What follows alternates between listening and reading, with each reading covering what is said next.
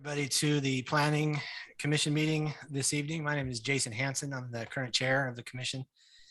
And I'd like to welcome you all out. Is anybody that's their first time here? First time coming to one of these? Yeah, welcome. Appreciate it. You can speak later. So no, I don't know. Speech. There you go. 3 minutes. So get ready. It's coming. That is true. That is true. Yes, thank you all for coming. Thank you, city staff, for everything you've done to prepare for this meeting ahead of time and the information that you had sent to us. At this time, what we'll start with is an invocation by Commissioner Musso, followed by a pledge of allegiance, which I will lead that. Our Heavenly Father, we humbly bow our heads before you this evening. Planning Commission and its citizens of Washington City. Grateful for this beautiful town which we live in. We're grateful for the opportunity we had to publicly discuss matters. We ask in this night that we civil in our conversations.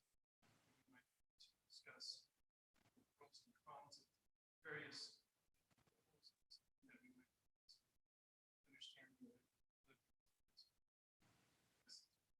please bless our efforts that we might make this a better city, beautiful community, more so than it is now. We pray in Jesus' name. Amen. If you'd all please rise and join me in the pledge of allegiance. I pledge allegiance to the flag of the United States of America and to the republic for which it stands, one nation, under God, indivisible, with liberty and justice for all.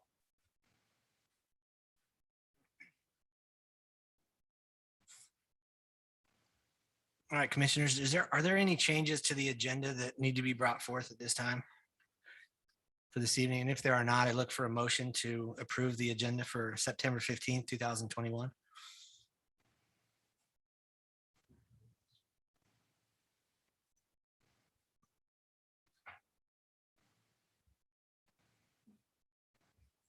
This is Commissioner Musso. I make a motion that we accept the agenda for today's date, which is September 15th, 2021. This Shill, I second. I've got a first and a second. All in favor? Aye. Aye. Any opposed? Okay, the agenda is set for September 15th, 2021. I'll look for actually item number 2, approval of the minutes from August 18th. Once you've had a chance to look those over, if you have any updated corrections for Kathy, please note that at this time. And if there are none, I'll look for an approval for the minutes as well. This is Shill. I didn't see any edits to it, so I'd make a motion to approve the minutes of September 1st. This is Commissioner Bullock. I'll second. I've got a first and a second. Other than myself, are there any abstentions? I was not here, so I will not be voting on it. Was everybody else here last meeting? Okay. All in favor of the motion? Aye. And any opposed? Other than Hanson abstaining, passes. At this point, item number 3, the declaration of abstentions or conflicts. Commissioners, do you have any of the items this evening? Any financial interest in any of our items?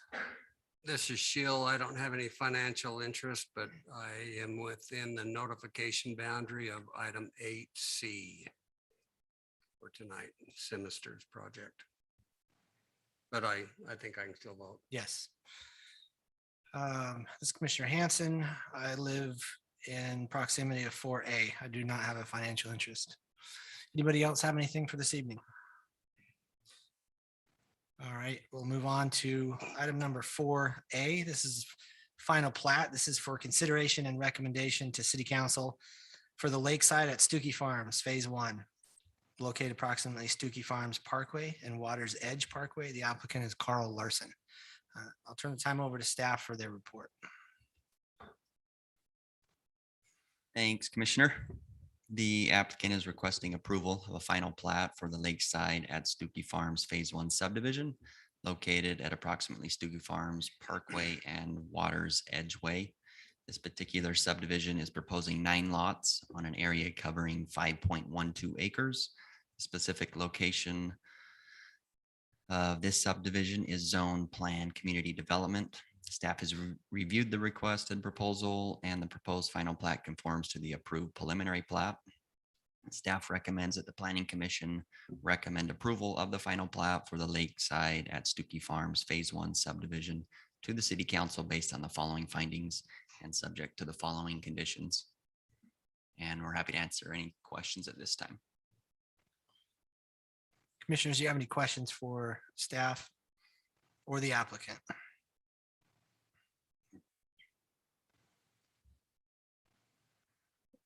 I know I do not. If you have any, if you don't have any, look for a motion on item 4A.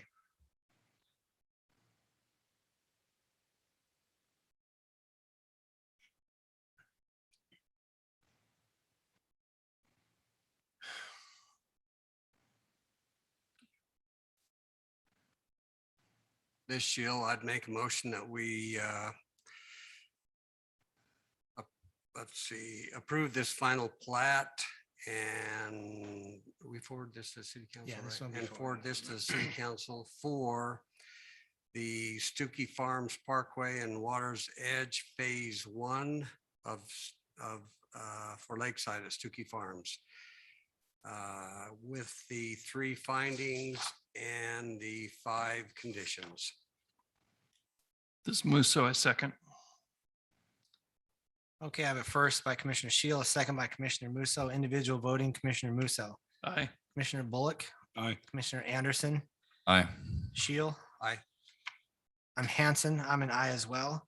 Motion passes unanimously. Item number 4B, this is also a final plat. It's consideration and recommendation to City Council for the Labyrinth Point at Long Valley Phase 1, located approximately Long Valley Road and Lost Spring Drive. The applicant is DR Horton and Don Bean. Turn the time over to staff. Thanks, commissioners. As previously stated, this particular subdivision is proposing 111 lots on an area covering 34.88 acres. The specific location of this subdivision is Zone Plan Community Development. Staff has reviewed the requested proposal and the proposed final plat conforms to the approved preliminary plat.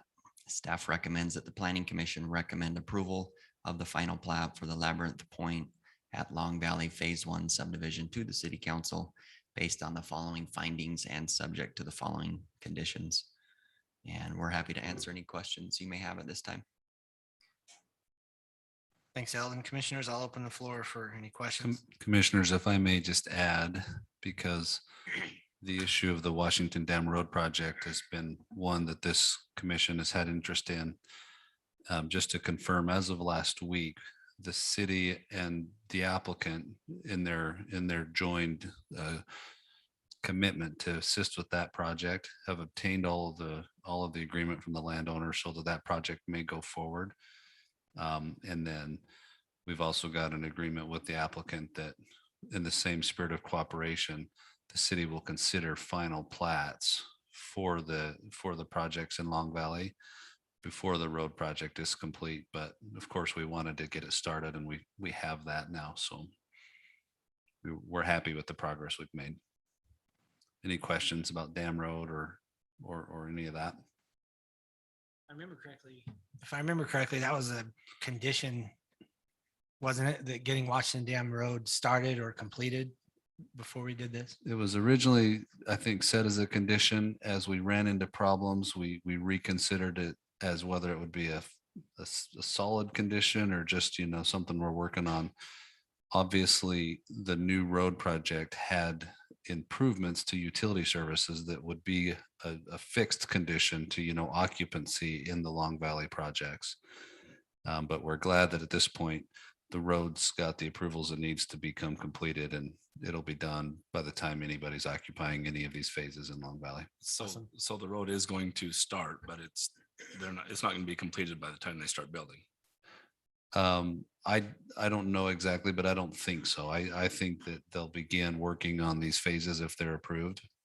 That's what I'm saying, that they'll start these phases before the road is done, but the road is starting. Correct. Okay. And of course, the city won't allow occupancy if utility connections under the road are not in and complete. Awesome. Thank you. Thanks, Dad. Appreciate that information. Commissioners, any other questions or comments for the applicant or staff? When, Go ahead. excuse me, when we originally did this,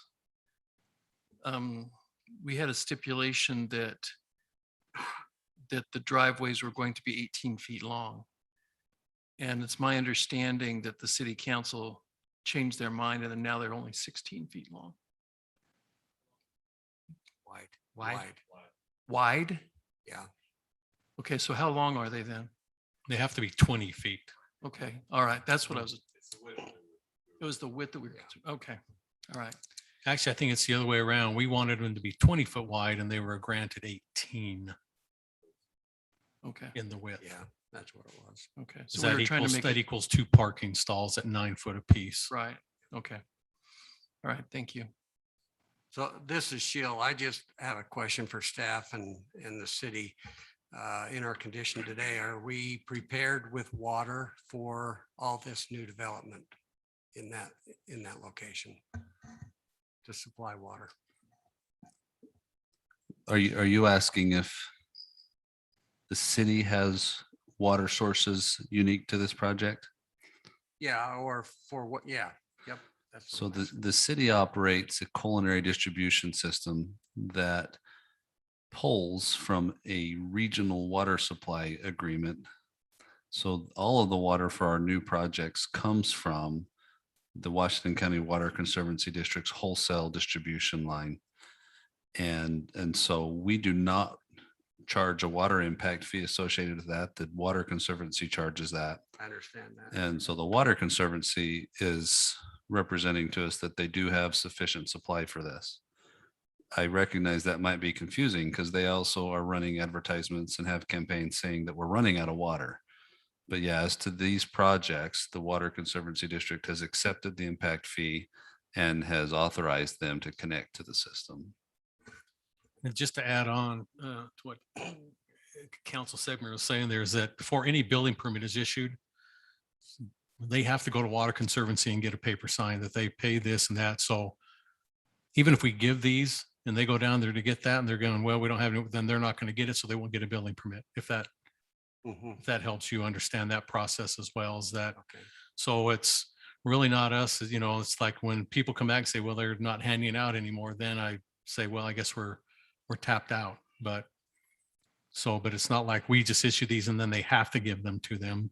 Right. Anybody in the development world. But again, it always comes from Water Conservancy to Yeah. get that tap. Well, I just know it's coming up later in our meeting today and those same comments were made and I just thought. Well, this maybe will help answer a lot of those Right, too I as well. appreciate that. It's a great question. And the thing that I think is uncomfortable for the city is we don't know when the water district will turn them away. Right. And so if we knew that they were going to turn them away after, two lots, maybe the commission would say, let's not even consider this project. We don't know when the water district is going to turn them away. And so from the developer standpoint, they also carry some risk of the expenses and the development they go to get something platted and get all the improvements in, with the risk that at some point the water district will say there's no more hookups to authorize. Good. Is it reasonable to expect a warning or some kind of a heads up this is coming or? Reasonable, but I think they're going to tell you, we've been warning you for years. Oh, Yeah. Alright. If the city owned all of the water rights and the wholesale distribution, we would have a much better idea. But since in this county, the wholesale distribution is on a county level special district, we don't see everything they see as it relates to the building permits in all the other cities too. And so it's a little bit of a frustrating position for an arid county, but that's just the reality of how our water system and delivery system is built in this area. Is that Water Conservancy District is authorized by state law. They've been operating under that authorization for decades and decades, and they control most all of the water supply in this area. And we benefit a lot from their reservoirs and their water treatment plants. but also there's some element to it that the city itself doesn't see and know. One thing that as of about a month ago, they changed their policy with regards to their impact fees. They previously they'd let people go in and, you know, you could either prepay it or they would put a lien on the property basically that said, when you go to get a building permit, you have to pay off the lien. But as of about a month ago, they changed it to where it's now like a regular building permit. They just said you can't prepay it. It gets paid at building permit, which means then they have the ultimate say at the end, whether there is water or there isn't. Whereas before there were a lot of these lots hanging out there that, like, you know, as a realtor, sometimes the water fee is paid for, sometimes it's not, and you're not really sure. Now, at least as of a month ago, that's not a factor anymore. It's now a building permit impact fee at time of application. So that's new. And that policy change was favorable to the city because we don't have staff trying to manage the water district's promissory notes and liens for impact fees. Either they go pay the impact fee or they don't. If they don't pay the impact fee, you know, they don't get the permit. If they do and the water district signs off on it, then they satisfy the city's requirements and they can get a permit. But yeah, when will the last drop of water be allocated? I think if we can figure that out, there's developers that would probably be willing to pay us for that opinion.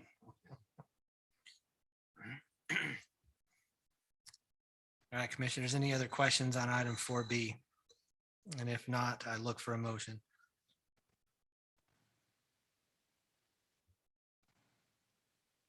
Drew, I just have one question, I guess, just to follow up on what Thad was saying, but so let's say that, you know, they start building homes and the road's not done.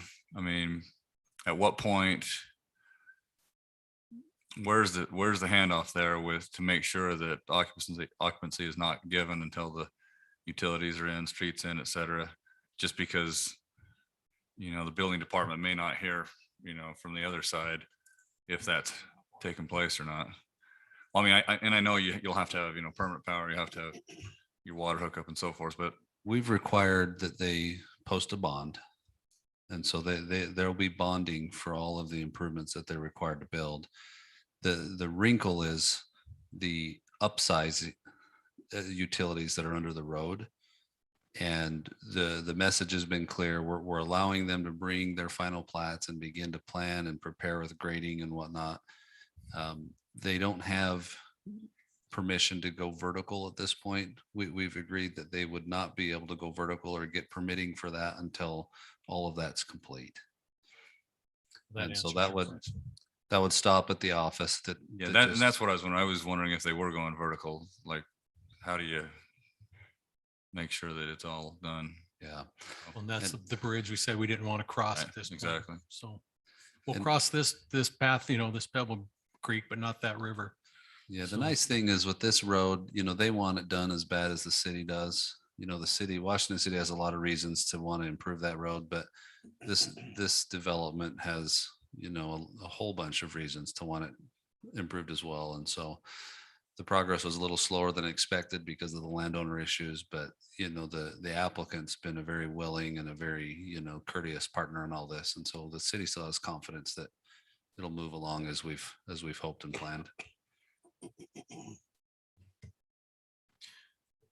This is Commissioner Musso. I make a motion that we approve the final plat for Labyrinth Point at Long Valley Phase 1 subdivision located at approximately Long Valley Road and Lost Springs Drive, and forward this on to the city council with the 3 findings and five conditions outlined by staff.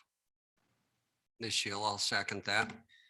Okay, I've got a first by Commissioner Musso. I'm sorry, I've got a motion by Commissioner Musso. I've got a second by Commissioner Shield.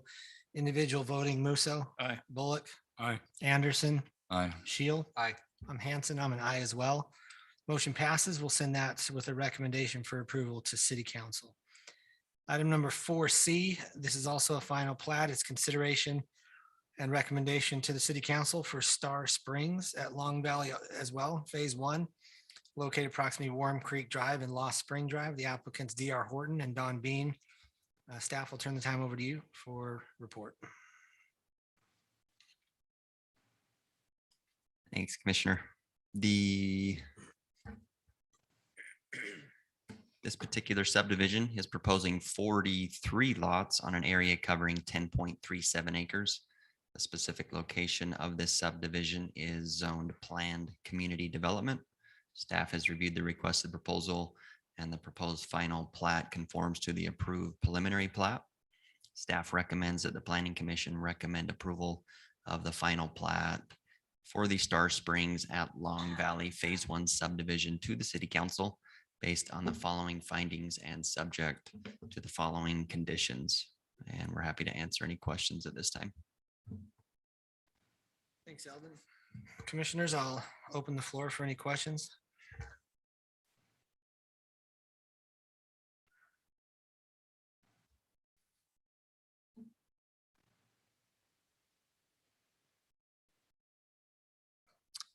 If there are no questions, I'll look for a motion.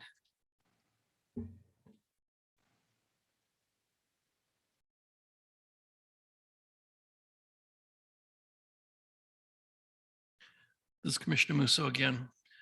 I make a motion that we approve the final plat for the Star Springs at Long Valley Phase 1 subdivision located at approximately Warm Creek Drive and Lost Spring Drive, and send this on to City Council for their approval based upon the 3 findings and 5 conditions outlined by staff. Ms. Shill, I'll second. I've got a motion by Commissioner Musso, a second by Commissioner Shield, individual voting. Musso, Aye. Bullock, Aye. Anderson, Aye. Shield. Aye. I'm Hanson. I'm an aye as well. Item 4C passes. We will send to the City Council a recommendation for approval.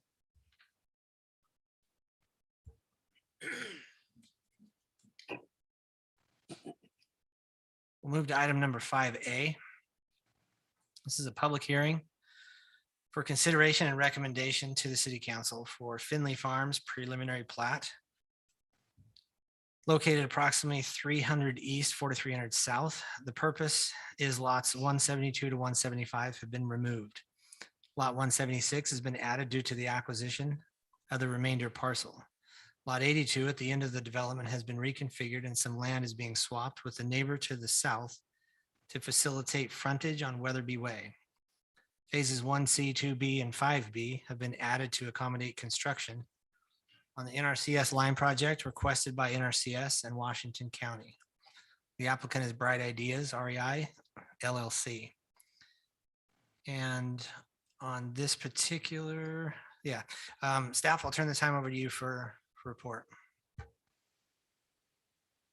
Thanks, Commissioner. You pretty much summed that up. If I may just add that this plat amendment, other than those changes, everything is staying the same, which includes 172 lots covering 70.48 acres. And the zoning at this particular location is single family residential, 10,000 square foot minimum, which is R110. Staff recommends that the Planning Commission recommend approval of the amended preliminary plat for the Finley Farms subdivision to the City Council based on the following findings and subject to the following conditions, all of which were noted on the previously approved preliminary plat.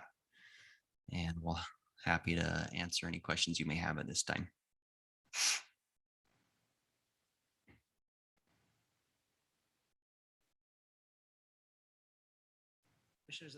Commissioners, I'll open the floor for any questions that you have.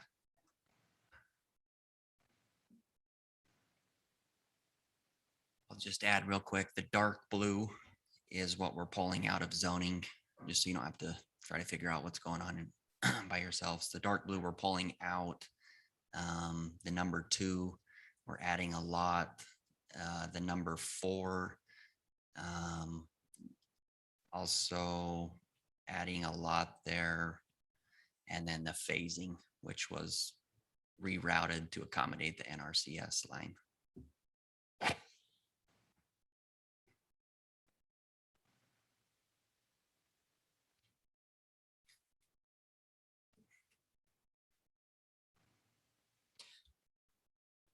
Commissioners, if there are no questions, I'll look for, actually, I won't. At this time, what I'm going to do is open it up the floor for a public hearing. If anybody here in the public would like to speak on this particular item, please come forward to the microphone.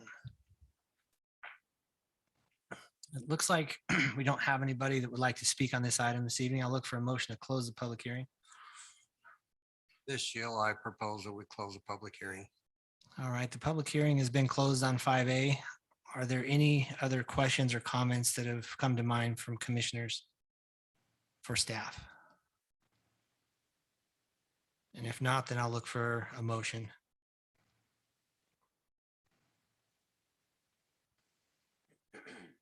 Go for it. It's complicated. Night to do all this crap. I guess I can just read the whole thing. Okay, this is Musso again. I guess nobody else wants to talk. And I don't want to be here all freaking night, so. This is Commissioner Musso. Make a motion that we approve the amended preliminary plat for the Finley Farm subdivision located at approximately 300 east and 4300 south. With all the changes that Eldon outlined in his statement, and that we send this on to city council with the 2 findings and 12 conditions that were outlined by staff. This Sheila, I'll second that. All right, I've got a motion by Commissioner Musso, a second by Commissioner Shield. Individual voting, Musso, Aye. Bullock, Aye. Anderson, Aye. Shield. Aye. I'm Hanson. I'm an aye as well. The motion passes, and we will send that to city council with a recommendation for approval. Item number 6A. This is also a public hearing. This is for consideration and recommendation to our city council for the Burke Springs Phase 2 preliminary plat located approximately Viewpoint and Leora Drive. The applicant is Mike Stewart. I'll turn the time over to staff. Thanks, Commissioner. The applicant is proposing 37 lots on an area of coverage of 10.48 acres. The zoning designation at this location is single family 8,000 square foot minimum, which is R18. The surrounding zoning is R18 to the north and Coral Canyon Planned Community Development to the east, south, and west. The proposed subdivision conforms to the approved zoning. Request meets the subdivision requirements and other city ordinances as it relates to this location. Staff has reviewed the request and recommends approval with conditions as outlined. Staff recommends that the Planning Commission recommend approval of the preliminary plat for the Burke Springs Phase 2 subdivision to the City Council based on the following findings and subject to the following conditions. And we're happy to answer any questions at this time. Thanks, Eldon. Commissioners, I'll open the floor for any questions that you might have.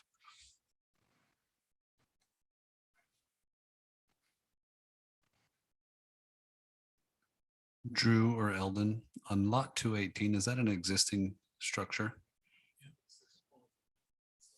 It was the original Coral Canyon home, right? Before everything else developed. I was gonna- Yeah. So he's got a nice sized lot, and then we're going in with some smaller lots on that. Is that correct? Oh, You mean that home versus, well, isn't that how it always works? If I own Yes. all the land, I keep the biggest lot and everybody else gets small ones. okay. I think King Arthur started that maybe back in, So does he sit up higher too? that's right. Where's do they have to have a detention center for this subdivision? Am I not seeing that on there They do. Eldon, you want to, for the water? I'm just curious where that is. It is on the right-hand side. I can't see the lot number, but I can point to it.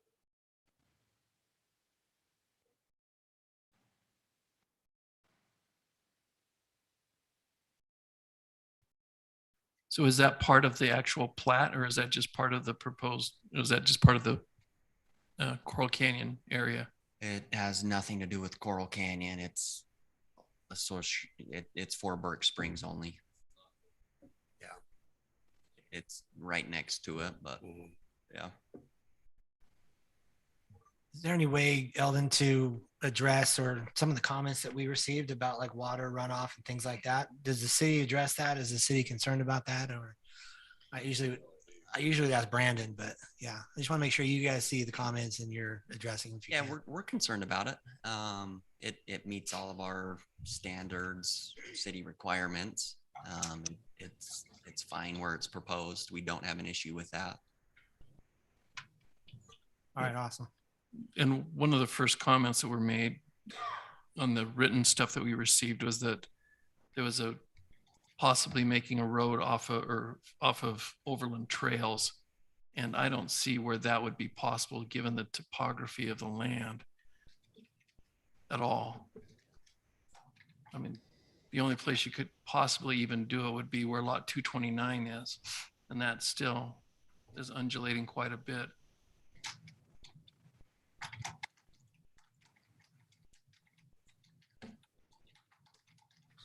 Yeah, let's do, if you can hold that question, maybe Brian, we can get the developer to help us with that. At this time, what I'm going to do is open up the, just a minute. I'll open up the floor this is a public hearing. I'll open up the floor for those that would like to speak. We did receive and had a chance to review prior to this meeting, 3 comments from Diane, William, and Glenda and Alan.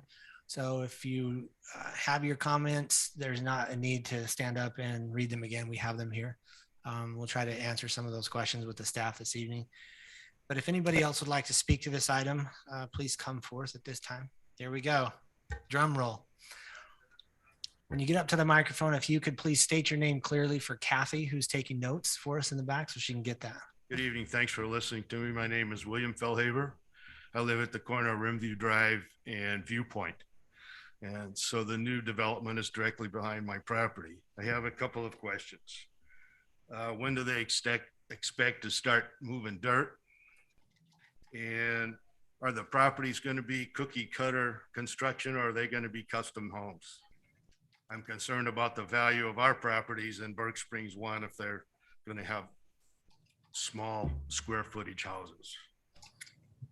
The third question I have is in lot 206, there's currently a pond and 2 cisterns, maybe 3 cisterns. What's the developer going to do about those?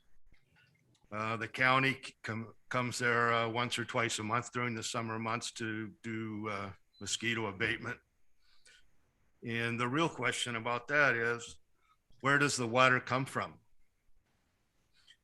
My understanding from talking to long-time residents that about 75 years ago, they ran a pipeline down from Pine Valley Mountain somewhere on some spring on the side of the hill.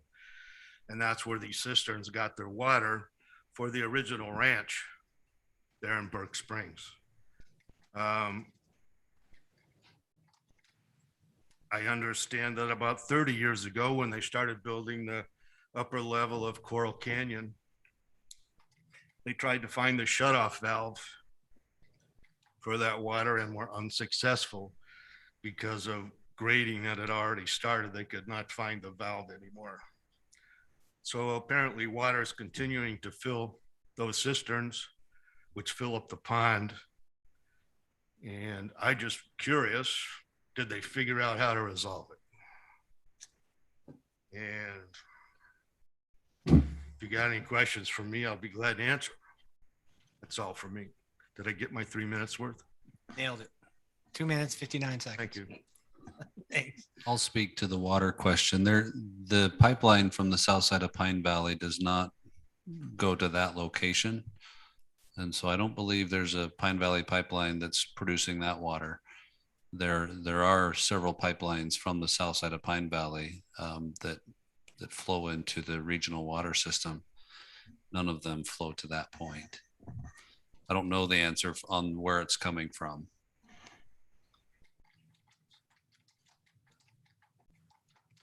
I don't know, this is all hearsay, that the original pipeline came down and when they built the freeway, That original pipeline ended, but they ran PVC all the way down to the ranch.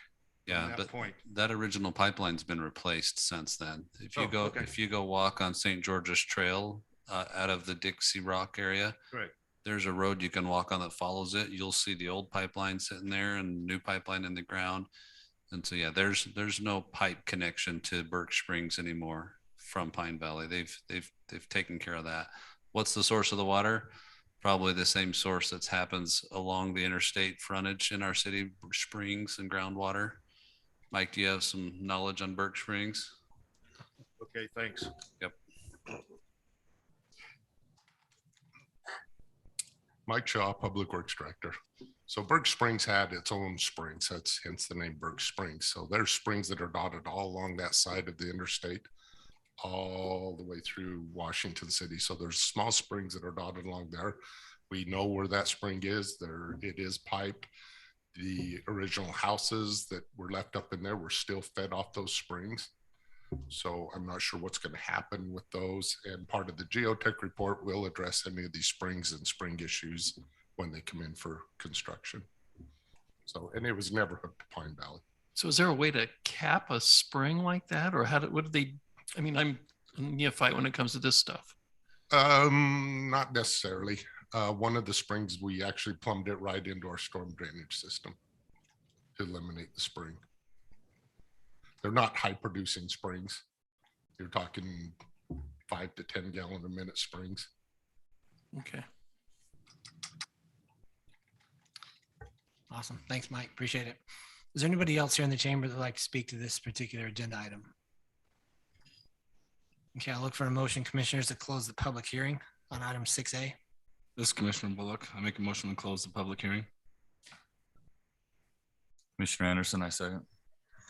There we go. We got the other side of the podium going. Nice job, guys. I've got a first and a second. All in favor? Aye. Any opposed? Okay, the public hearing is closed on item number 6A.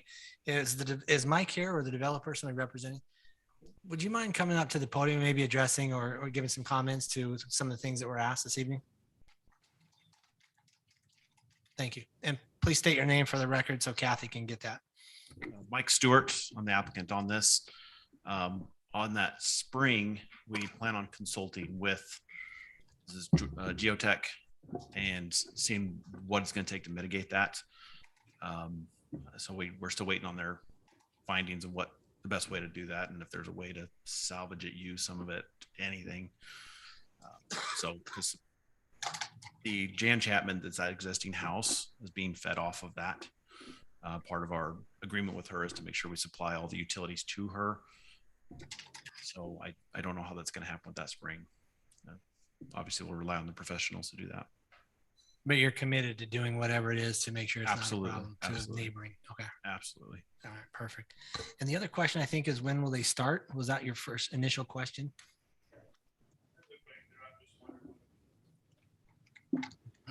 Honestly, that's probably a better question for these guys. So as soon as they give us approval, would might be not too long after that. So Yeah, so typically we don't see people moving dirt before the preliminary plat's been approved. Tonight's one step of that. This, if it's approved and recommended to the council, it'll go to the council for approval. Frequently, developers will start doing some dirt movement great. after the preliminary plat's approved and before the final plat's approved. And so that would be the general answer. Awesome. Thanks. Appreciate it. Other questions? Mike, this is Commissioner Anderson. That's one other question that this gentleman had. What's the approximate size of the homes you're thinking of putting on here, roughly? There's going to be some walkout lots because there's such the undulation and helping with that. So those could go up to 3,000-4,000 square feet. I think we're at least 1,600 square feet, up to 3,000 or 4,000 is probably the range. Very similar to what's around. What are the other side? Yeah. How many different plans do you have? None at this point. We're thinking about selling off some of the lots, building out the others. We don't have a dead set plan. We want continuity in there, so we want to make sure it flows right with probably more like a Burke Springs than the Coral Canyon as far as variety as plans. My other question for you is, so on the preliminary plat here, it says says that your detention basin, and I'm assuming that means it's being shared with Coral Canyon. 'Cause it We are says- working out agreement. So currently they dump onto us Right. and then it just flows through to them. That is actually not currently a detention basin. We're probably going to turn it into one. It just flows So through. they're just dumping it down the hill, basically. They're dumping it down the hill. And so we will probably turn that into a properly engineered detention basin because there's plenty of space to spare for all of us. And then we will share in the costs with them and compensate them for it. Which would actually, some of the comments had concerned about stormwater and so forth. So that would actually improve the current situation. It would, because apparently it's not been Okay. maintained as well. So again, we would be sharing in that. Right now, cost with Coral them. Canyon is just dumping down the hill. Yep. Okay. Yeah. That was all my questions. Thank you. All right. Thanks, Mike. Thanks. Commissioners, any other questions for staff at this time? And if not, I'll look for a motion on this item. We did close the public hearing.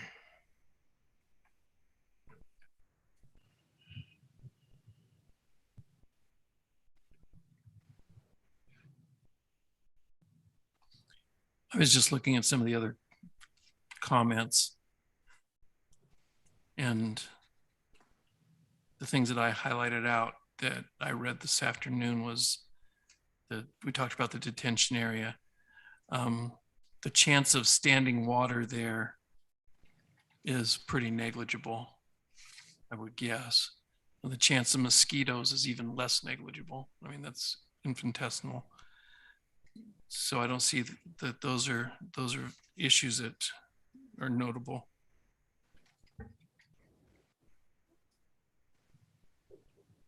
And then the other one that they asked about was there's no way to possibly put a road from Overland's Drive down into that subdivision because of the topography, I'm guessing. Okay.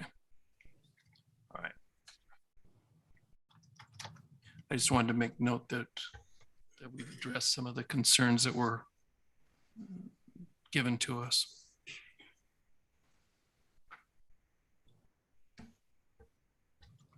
Sorry, Kathy, that was Musso if you didn't realize it.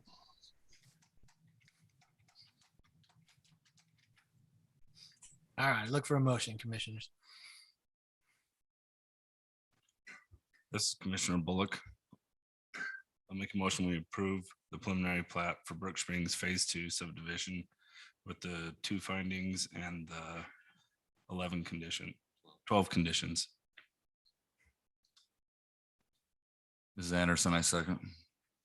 You want to make sure you recommend that onto the city council to approve. So I'm not trying to be technical. Sorry, about it. no, yeah, to the city council. Yeah. For approval. That was a second. I've got a motion by Commissioner Bullock. I've got a second by Commissioner Anderson. Individual voting, Commissioner Musso, Aye. Bullock. Aye. Anderson, Aye. Shield. I'm Hanson. I'm an aye as well. Can I just, before you go on your next one, just to let people know, all the preliminary plats tonight normally would sit for 3 weeks, go to city council 3 weeks from tonight. Because of the particular meeting that's 3 weeks from tonight, the loaded agenda that it is, we've been asked to push our, not just the final plats, but all these preliminary plats will go next week. Just so the folks here will know that it'll be at the city council. Normally it'd be 3 weeks, but, and all you engineers, this is not something that says you can do this often. Brandy, I'm looking at you. So it'll just be a one-time shot that these will be going to city council because it's a very small agenda. And so we're going to bump all the preliminary plats and the amended plat.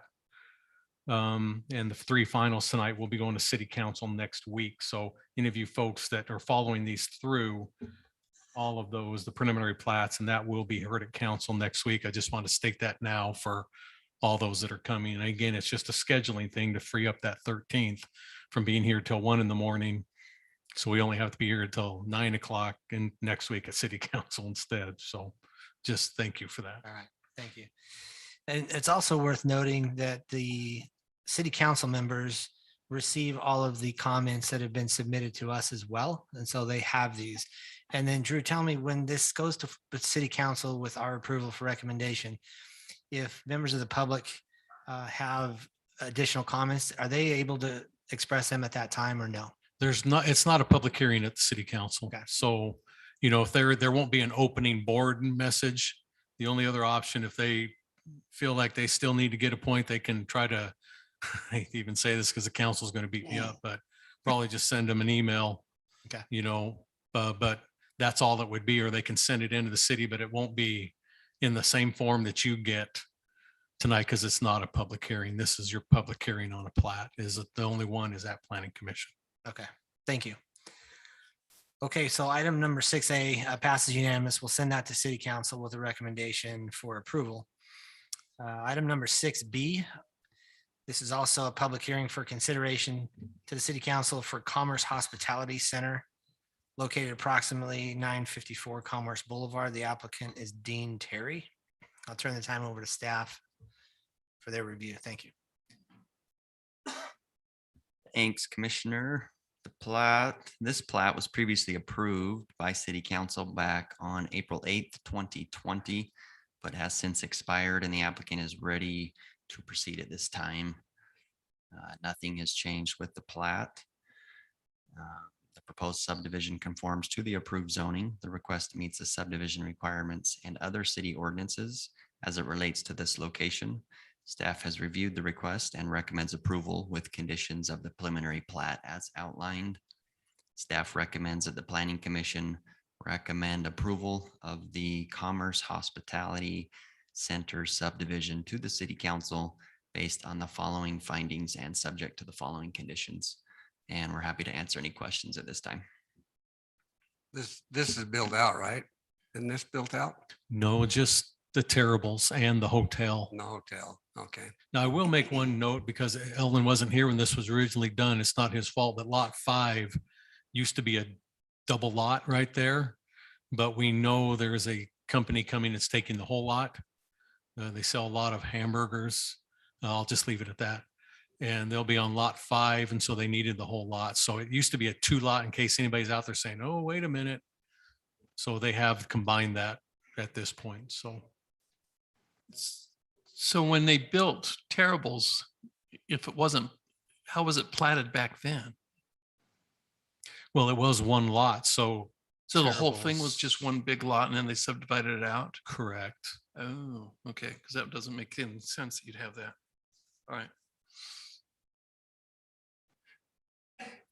I'll just put that. I've waited for this for a while, this one.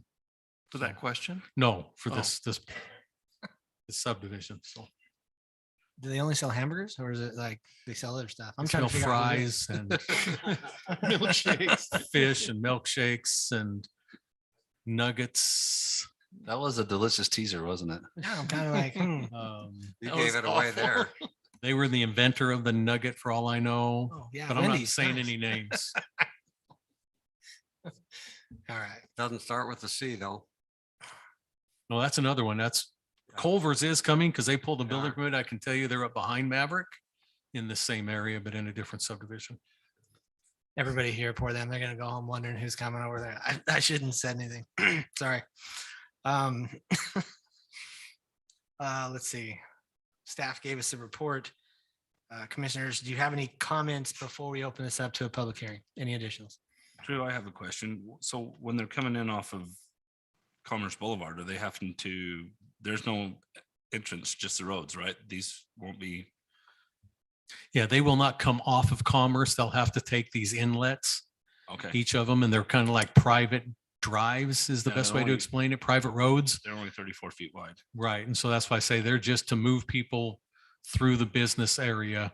Those private roads are. So that's the only way to get into these is come off of them into these inlets, then into drive, curb cuts along that private road.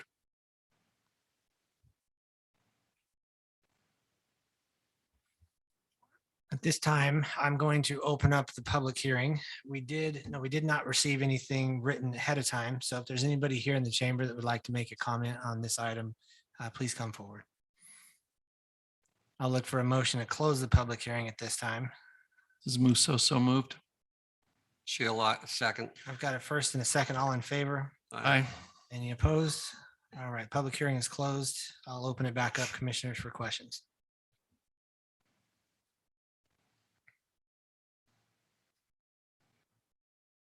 And if there are no questions, I'll look for a motion. This is Shill. I would make a motion that we approve this preliminary plat and forward it to the city council for the Commerce Hospitality Center subdivision located approximately 954 North Commerce Boulevard. The applicant's proposing 9 lots on an average of 12.92 acres. I don't think I need to go into that. Amen. This is Anderson, I second. Got a first by Shield, a second by Anderson, individual voting Musso, Aye. Bullock, Aye. Anderson, Aye. Shield. Aye. I'm Hanson. I'm an aye as well. Motion passes. We'll send that to city council with our recommendation for approval. Item number 6C. This is also a public hearing. This is for us to consider recommending to city council for the North Rim Farms preliminary plat located approximately 300 east and 4,800 south. The applicant is AWE LLC, or is it called AWE? We'll call it AWE LLC. Staff will turn the time over to you for a report. Thanks, Commissioner. The applicant is proposing 45 lots on an area covering 21.04 acres. The zoning designation at this location is residential 10,000 square foot minimum lots, which is R110. The surrounding zoning is R110 to the north, planned community development to the east and south, and St. George property to the west. The proposed subdivision conforms to the approved zoning and the request meets the subdivision requirements. However, Public Works cannot recommend approval due to the cut slope ratio behind lots 1 through 8 not being in accordance with the city standard of 2:1. The applicant is proposing a 1:1 cut slope ratio, which is greater than the city standards. Staff has reviewed the request, and if the cut slope ratio behind the lots 1 through 8 were reduced to a 2:1 slope, staff would recommend approval with the conditions noted below for the preliminary plat as outlined. The city council may, however, approve this type of slope if they see fit. Staff cannot recommend that the planning commission recommend approval of the North Rim Farms subdivision to the city council due to the cut slope of 1:1 not meeting city standards. If the cut slope were to meet city standards, staff would be comfortable recommending approval based on the following findings and subject to the following conditions as seen in the report. And we are happy to answer any questions at this time. Thanks, Eldon. Commissioners, I'll open the floor for any initial questions that you have. Eldon, have they submitted any design for doing retaining walls to get rid of the slope issue?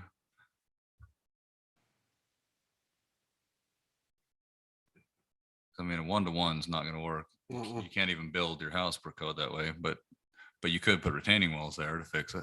Easy enough. I'm Rick Meyer with Bush and Gudgel, an engineer for the project. And there, if you can see in that detail A, there is a retaining wall called out for that, but due to the rocky nature of the hillside behind these lots, the geotechnical engineers recommended a rock fall catch area. And so that's where this is coming in. There will be a retaining wall component, but then we have to have that rock fall catch area. And this is just the cross section that the geotechnical engineer recommended due to the bedrock that's in the area. He felt comfortable with a 1:1 slope. And additionally, this is just a continuation of what was recommended and done on Finley Farms to the north. So it's the exact same section that they did up there. So anyway, does that answer your question, Mr. Anderson? So how tall are we talking behind on the 1:1 slope? For the cut slope there? Yeah. That's a good question. I'm thinking it's like potentially 20 to 30 feet. Because if I it's don't more, know if it's off more the than top of my 20 head. feet, you're not going to have very much buildable pad because per building code, you can't be within a 45-degree angle of the bottom of your slope. So I mean, if you're 20 feet tall, you know, you can only build up to the building pad, which is fine if you got a 20-foot setback. But if you're 30 feet, that's going to cut 10 feet off of Yeah. your We'll have to take a buildable look at pad. that for sure, but Scale that you see on here. yeah, that's all the scale. That, Mhm. that particular berm rock wall is that particular area you can see, it says the rock. So what's left on the lot is flat. Yeah. Does that make, I mean, it's a big lot, so I mean, you'd probably be fine. I'm just, if somebody wanted to build a big lot, you're going to lose a lot more. Big house on there. You're right. gonna have a lot bigger setback on the back of that wall. So I hear you. Yep. Take a look at that. So it's elevation going up, right? Yeah. Your 1-to-1's going up. Is that correct? Mhm. So you're going up 10 feet, you're going horizontal 10 feet. Yep. have you looked at doing like an 8-foot tall, and then coming in and stepping it and doing another 8 foot? So that way it just seems like it'd be a lot more stable than just having a berm at the bottom to catch rocks. Yeah, I don't know what the implications with rocks falling off a retaining wall would be versus having them roll down the slope and into that catchment area. Well, I So mean, we- if you we did, can look at let's that say you with did the- 2 8-foot walls or 2 10-foot walls or whatever you designed, let's say you said you had 20 feet of height, you could do 2 10s and step them back, and you've got 10 feet of geogrid the whole way up, and you wouldn't have any issue. It'd be stabilized by geogrid. Just seems like having Well- a berm to catch falling rocks is not. There's hillside way above this, and that's where the rock is Sure. coming from. It's not coming. Well, it's from higher us. than 20 feet up that you're talking. The hill is itself, yes. Okay. I think he's worried about the stuff up taller. If you're Top, doing like catching you, it's something. going to come and just go Yeah. right over those berm, I mean, Gotcha. you're retaining and then into the backyards. I Mm, think, the geotech's concern is catch these Catch rocks the rocks, man. with, some sort of a berm, so it doesn't end up in a backyard or in a bedroom. So Rick, I'm going to play the dumbest guy in the room, and I do that frequently here. So you probably seen me do it before, but help me understand how to feel comfortable with something where the staff who we rely heavily on our information from is suggesting that this is not okay. And you're coming saying, hey, it's okay. Our geotech said this is what they recommend. Mhm.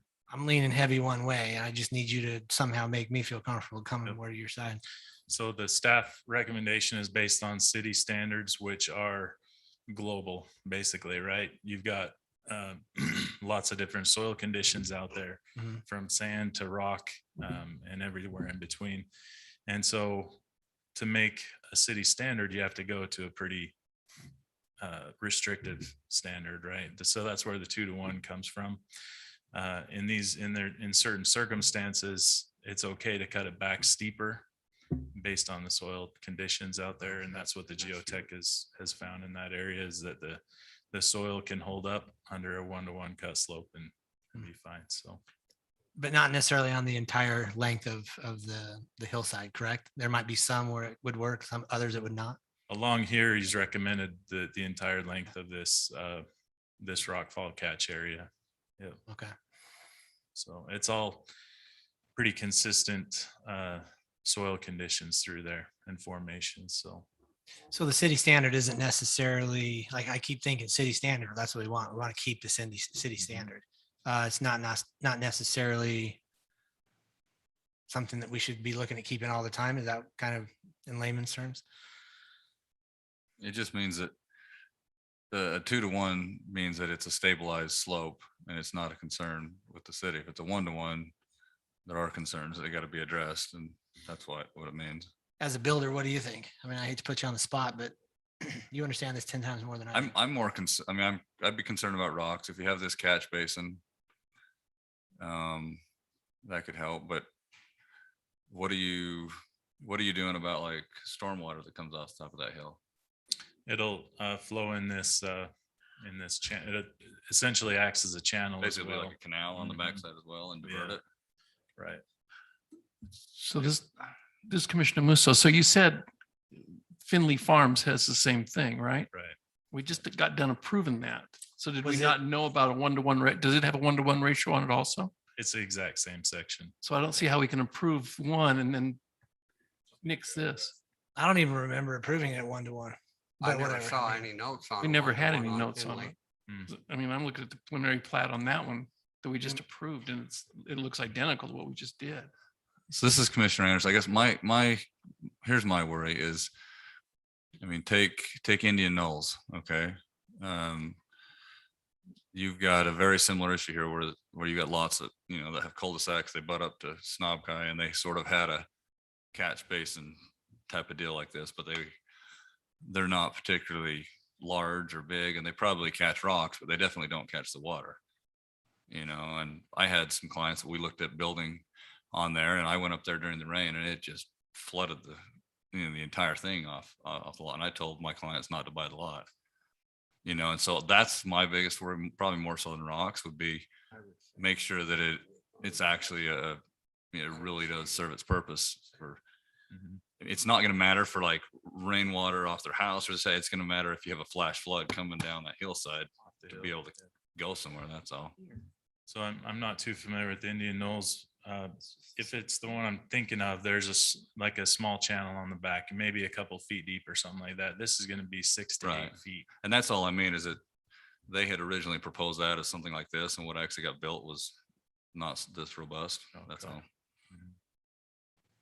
That would be my concern, is making sure that it can catch, a flood more than anything else. Mike Shaw, Public Works Director. Let me shed a little light on this. So we always fall back to our standards. Our standard is a 2-to-1. I haven't seen the geotech report on it.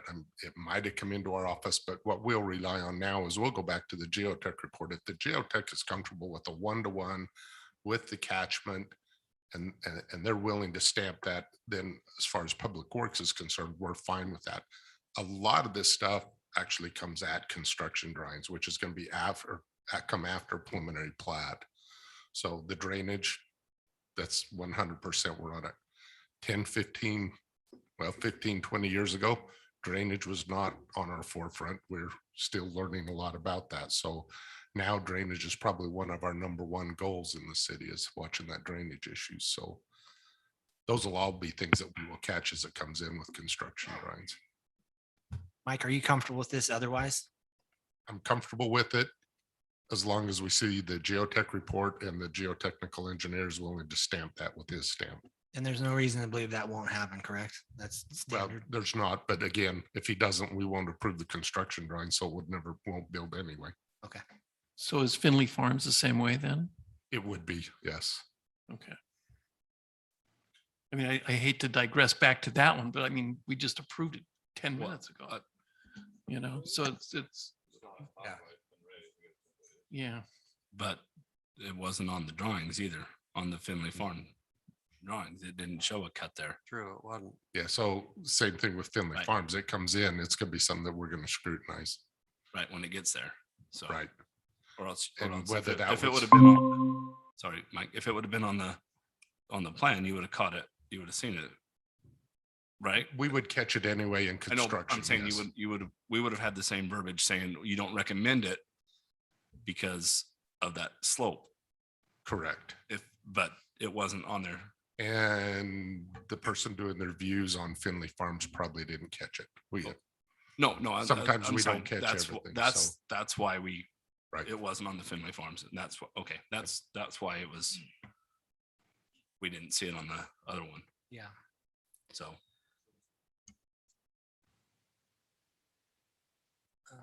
Does that need to be a condition? I have another question for you. Who is the geotech on this project? AGEC. AGC. So they've already done the design, this design. Was this something that you drew up with an idea from them, or have they actually drawn their Yeah, design? he gave me a sketch of it kind of, and then we drew it up in our plans here, but. So which engineer is doing the design? Wayne. Okay.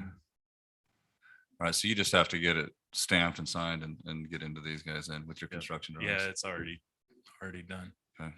But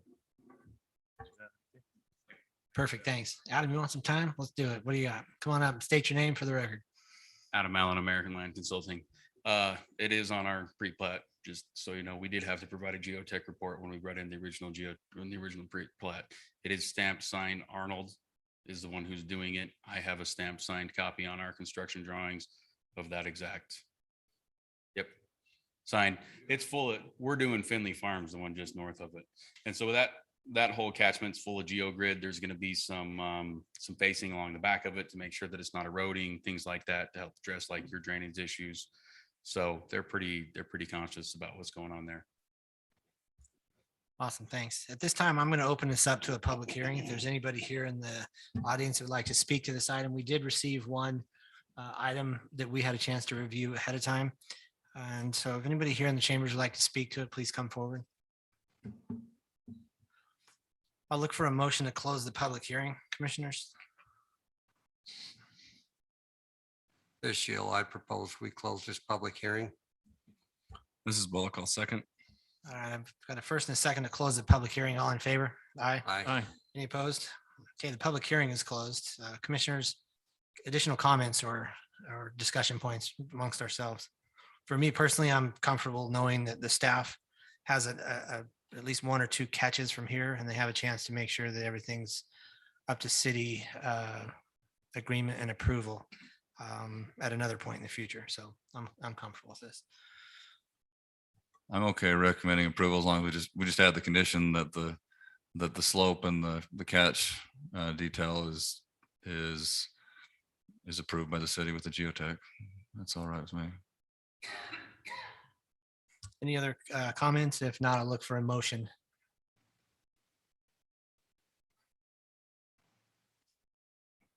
Just to make you aware, commissioners, there is a condition on there that this needs to be approved by city council. It is on the report, the last condition in there. Did we talk about the secondary road that we had a complaint about? No, there was one comment about the secondary road or secondary access into the property, but there is, as far as I could see, there was 2 access points. So I don't know if I think that's a moot point. Is there a water tower being built That's the there? next one. Yeah. That's the next Yeah, one. That's coming up in a minute. Yeah, but it's the same guy. Oh, okay. This One is, got put in got the it wrong. wrong. I one got it. Put in the wrong. Okay, category. I'll wake up That's what I here. thought. No, it's not you. You're good. I'm no longer the dumbest guy in the room.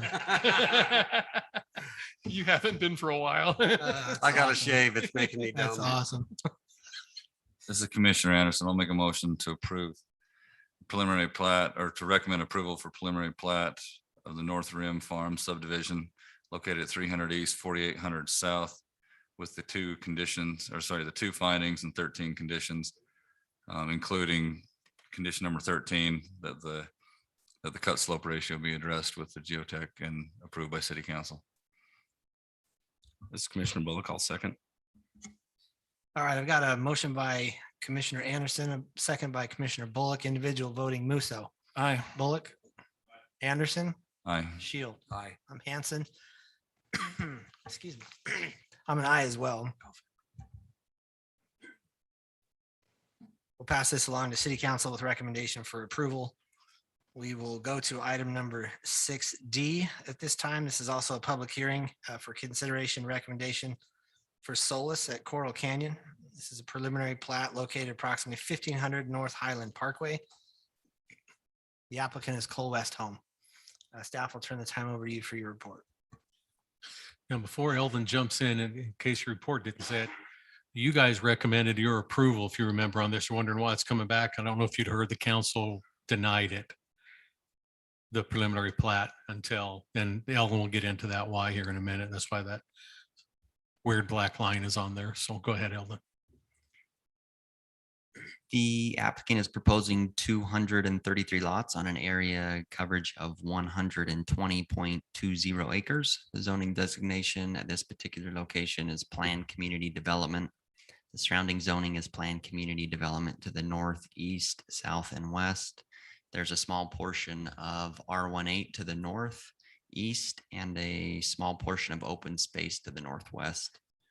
The applicant has not changed the lot count or layout of the community center which will include a spa, fire pit, meeting space, gym, and cabanas. The applicant has also redesigned the secondary access, which was that dark line that you previously saw, and they have obtained the needed easements from the adjoining property owners to do so. The secondary access will continue west off of Highland Parkway, reducing from a 65-foot right-of-way to a 50-foot right-of-way and tie into the existing Grapevine crossings, which is down below and to the west. The road will consist of two 14-foot lanes, a storm drain, and a 10-foot trail. The proposed subdivision conforms to the approved zoning. The request meets the subdivision requirements and other city ordinances as it relates to this location. Staff has reviewed the request and recommends approval with conditions of the preliminary plat as outlined, and recommends placing a condition as to when the secondary access will be built. I did speak with the applicant this afternoon to discuss timing of the secondary access, and they are willing to put the road in first and foremost to kind of ease a lot of the concerns and get the project moving forward. And we're happy to answer any other questions that you may have at this time. Eldon, so the secondary access, was that why city council denied it? That was the issue. And so this is the fix. Yes. Along with water pressure, correct? Yeah. Okay. So the trail, is that it's connected to the road? Is it just going to be striped? Is that what's going to designate the trail? From what I understand, it's off to the side. There's a culvert between the road and then the trail next to the road. Okay. And then what's the elevation? What's the grade of the road? Is it less than 10%? I do know it meets fire standards. I'm not Yeah, but it's got to certain be, on can't be those more than 10. specifics though. I don't think so. Mike, this Commissioner Bullock on right there where Drew's zooming in on that. Is that the road cut going down the hill? Down, Drew. Well, this is the same area. Is that what you're? No, if you go down, it shows the cross section cut of that Sorry. of that road. Is that only 10 feet of asphalt they're having going down that road? Well, that's the trail. The trail is 10 feet. If you look at the one with the blue hash marks, that's what you're looking at. That's the cross section. So there on the right-hand side is the asphalt. So you see the two 14-foot lanes with tapered edges. Then you have a ditch, a bar ditch, and then you'll have the 10-foot I was trail. I was confused because it just says all weather road rather than asphalt. It says an all weather surface, so I didn't know if that was what that surface was. Where it said asphalt next on the path, it said all weather there. That's where I was confused. Sorry. I understand it is being paved. Yeah, it'll be a paved road.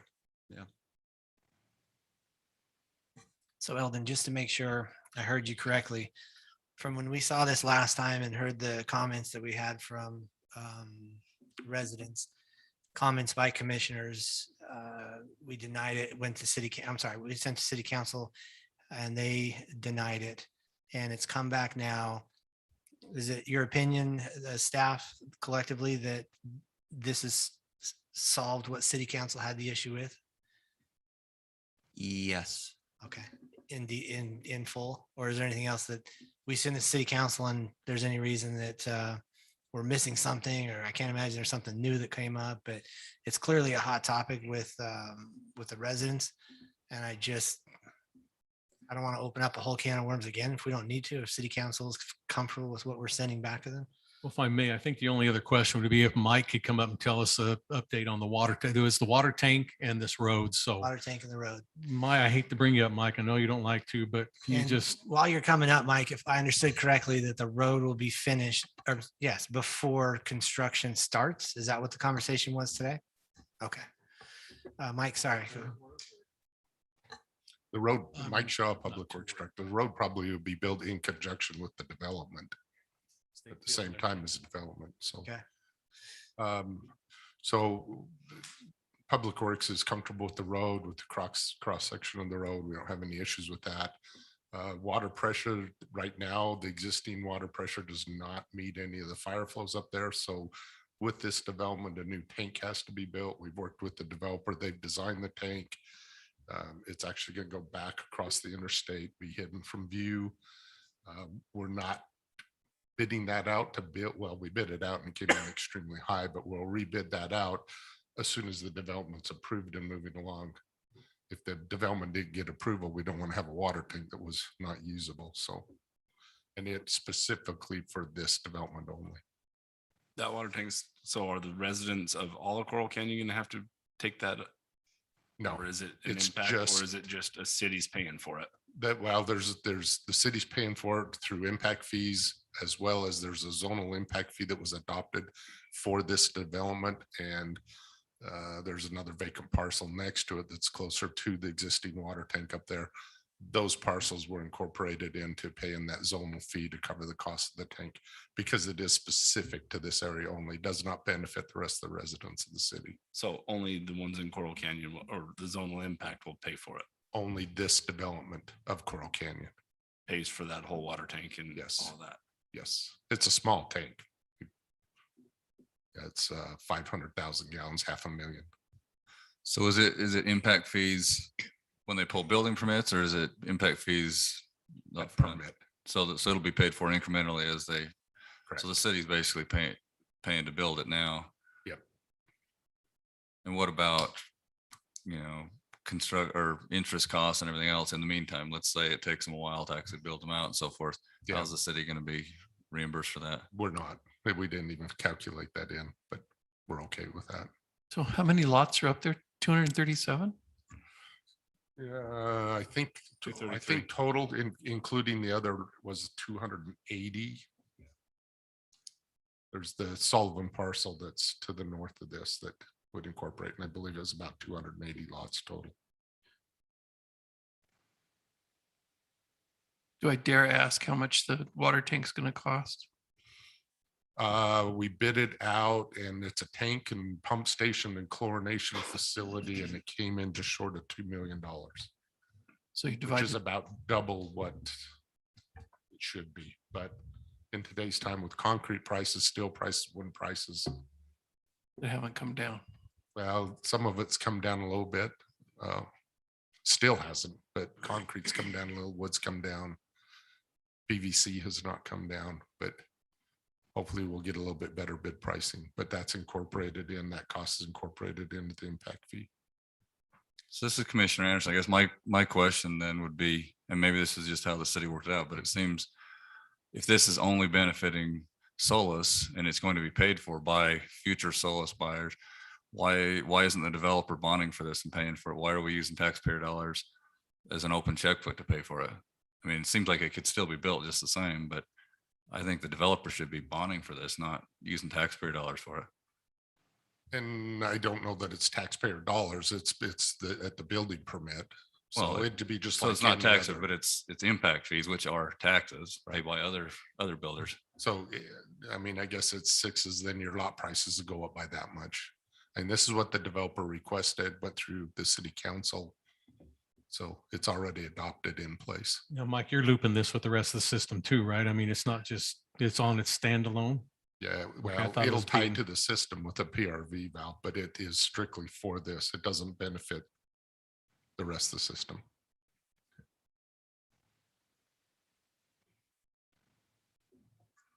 I don't have any problem with, the way it's going, but I think it's wrong to have impact fees, paid by other people with no interest being charged or anything, then reimbursed later by the people that are going to live here, pay for it.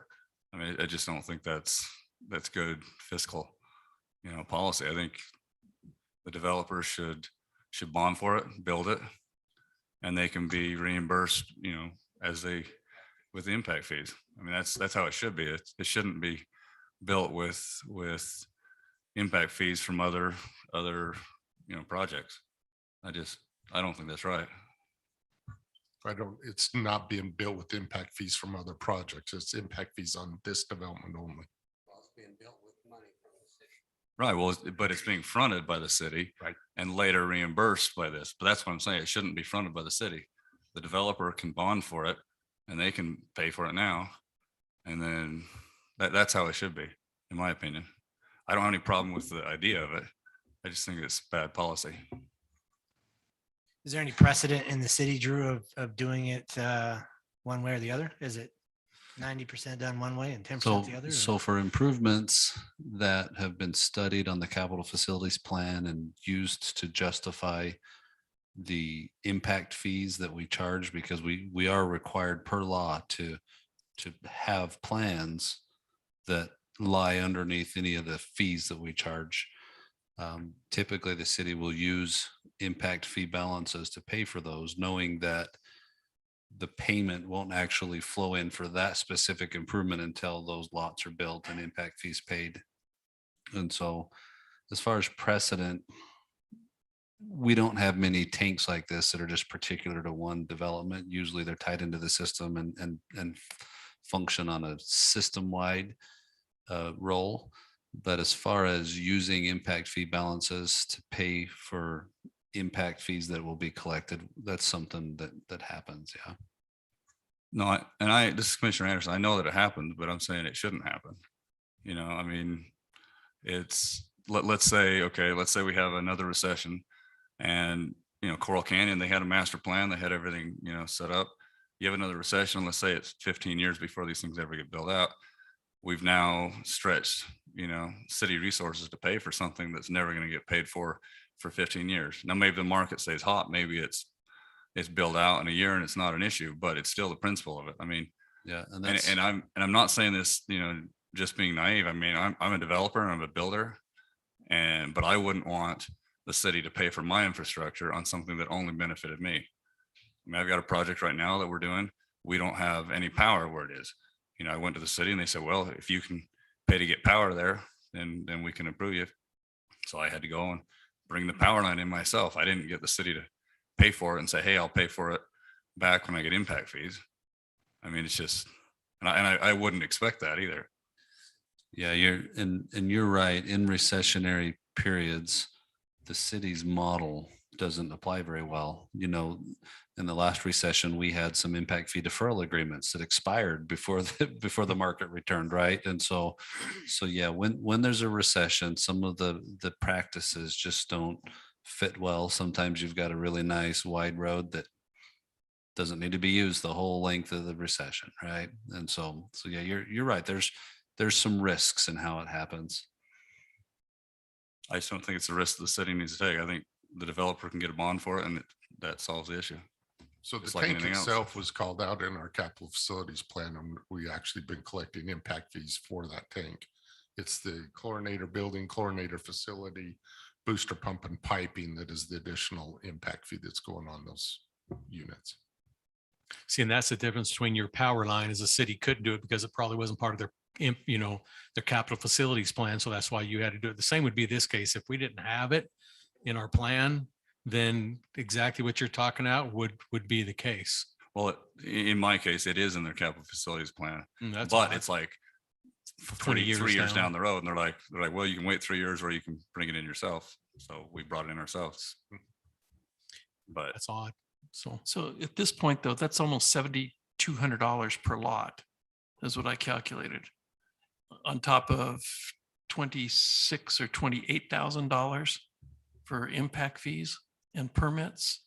So you're at 35,000 before you get the land, before you start, you know, going vertical at all. I mean, we sit here and preach that we need affordable housing, and this ain't it. It's not even close to it. I don't think that was ever planned to be. No, and I affordable up on understand that, but I'm ridge. just saying that, I mean, when we keep jacking up prices like what we're doing here, you know, well, you so completely bid everybody out. So I'll play devil's advocate on you there, because again, my issue with this is not what it is. I mean, it's something that the community needs. It needs water pressure and it benefits them. They should pay for it. if it pencils out for the, for the landowner to do it, then that's fine. They price that out and they see what it's going to cost. And if they can sell homes, they do it. If they can't, they can't. But if they can't, then we're screwed. Well, we're not screwed. The Well, developers okay, weren't the taking that builder- risk. They the bought the developers. land, they're paying for it. I Again, agree. I agree with Corey. But again, my thing is that the city shouldn't pay to put it in when it's the developer's problem. They take the risk, they get the reward, both. And if you look at let's take tonight as a cross section, the plats that you've seen and the lot types. The majority of the lots that you've seen tonight would account for the Long Valley phase lots, and most of those are much smaller lots in the range of affordability. And so we don't have to have every proposed lot be an affordable one. We would like to see kind of a good balance, and tonight's cross section I'd say the majority of the platted lots tonight were much smaller and in the range of affordability. Now, that all depends on how thick the granite countertops are and all of those type of finishes as well. But yeah, we're trying. I know staff are trying to encourage a good range of options within the size and value of the lots. Where does this hook into down below, Drew? Can you give us an aerial? Yeah, but it's going to be just a bunch of raw It's land. just a but I'll bunch be of raw glad to land. show you some raw land. Yeah, that was. Is there, so is there anything down there already? Well, there kind of is. There's a development happening. Is it public? it's part are of those Sienna public streets or Hills. private streets that this thing's gonna But hook they're into? public. They're public. Grapevine Crossing is a public road. Okay. It's gonna, and you can see right here, I got Grapevine Crossing by my, Okay. it's gonna tie in right through here. And you can see these names of these, that's already, I think, what's the subdivision? No, anyway, I can't remember if that particular subdivision, but it's that Cresta Alley, Rios Alley, that's under Yeah. construction right now. But it's not tying into it, but it's coming in. You see where the Grapevine Crossing Road is, and then just go over to that. Here, I'll try to, Is it gonna go up that? right up through here. Where's your pencil, Drew? We're missing it. I right now. know. I'll get my pencil, you guys. So is that a ridge? Is what a ridge. Where you're gonna draw? No, down below is not up. It's coming off the ridge. This is roughly where it's going to go right up through here. Okay. And so again, there's a subdivision right through here. Right. And it'll run along the outside of it. And then it goes up the hill, of course, up there where you start to see that cut. So the cut's already up there, basically. Yeah, It's Yeah, just but they'll gonna have tie to in. enhance that and Yeah, it's fix gonna it. It's tie not, into that. it's the slopes and everything about the percentages. We can't have any road greater than, as we've already talked about. But again, let's just get back. We need to pull this back, if I may. Council's already aware of the tank. They've already passed the special improvement tax on it. So with that, I'm not trying to just say, I think we probably need to move on. They're already aware of all that and stuff. I understand where you're coming from. So Mike, on the emergency access road, which is really what it's called on these plans, and I'm not sure this applicant can publicly dedicate a road that mostly crosses other people's land, but is the intent that this will be a publicly dedicated road once the other landowners? Yes, Okay, so I it'll, think they've worked that out. with They the have other easements property from all owners, of them. so they've got easements, but it'll be a publicly dedicated road then. Yes. Mike, thanks. Hmm. Stick around. There might be some other questions. I appreciate it. Thanks. Commissioners, hold your questions additional. I'm going to go ahead and open this up as a public hearing right now. And I know this is a hot topic that we've received a lot of comments on previously. We received several again. Tara, Dean, John, Jim and Patty, Karina, Tim, Dana, Albert, Jeffrey, Lori, and Galia. We received comments from them that we've had a chance to review. If there's anybody here in the chambers that would like to get up and make a comment, please do so at this time. Just remember, as you're coming to the microphone, to state your name and speak clearly for Kathy. Try if you can to keep it to 3 minutes. If you get crazy, I'll raise my hand and let you know. I mean crazy on time, not like crazy with your comments. So probably both, Crazy with my actually. comments. Probably both. Elon Shannon, I live on Coral Canyon, Highland Parkway. Actually, you didn't mention my name. I did send a comment and I just want to embellish about it a little bit. The couple of things, It wasn't mentioned, but because I did talk to the developer, the phasing also has changed since the last time. I think that's sort of minor point, but you might want to note that the phases weren't the same. As far as the road, as I looked at the documents, it was not shown, there's no timeline for that secondary access road. My only request is, especially because I live on Highland Parkway, and I already am glad that I've got a car that beeps every time traffic comes up because I would avoid a number of accidents. My request is that a condition is that that road is built before the rest of the development is actually done. Yeah, I know it won't completely get rid of the traffic, but at least there'll be some balance of traffic when you have that. It's road. already stipulated. Thank you. Thank you.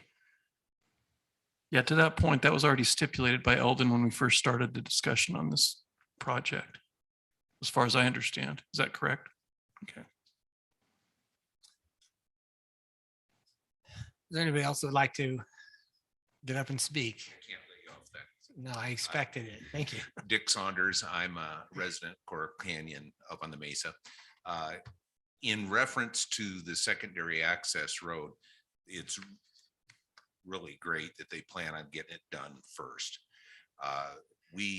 My wife and I agree that the development looks great. We have no opposition to it whatsoever. But Elon makes a good point about traffic on Highland. We don't live on Highland, but being part of Neighborhood Watch and different activities in the community, that has been a speedy street.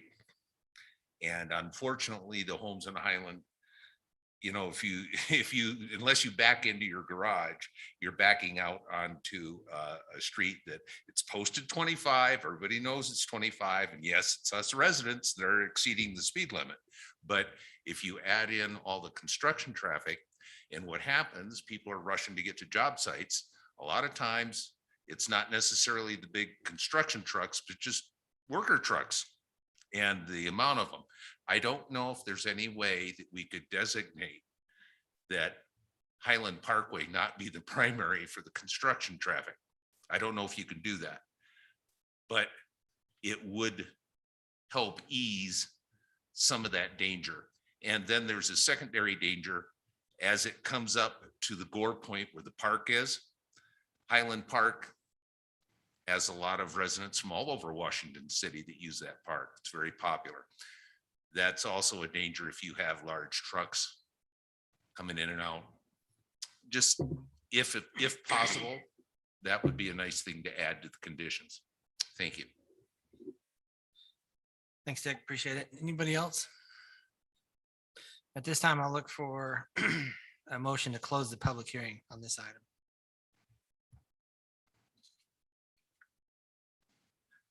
I'll make that motion.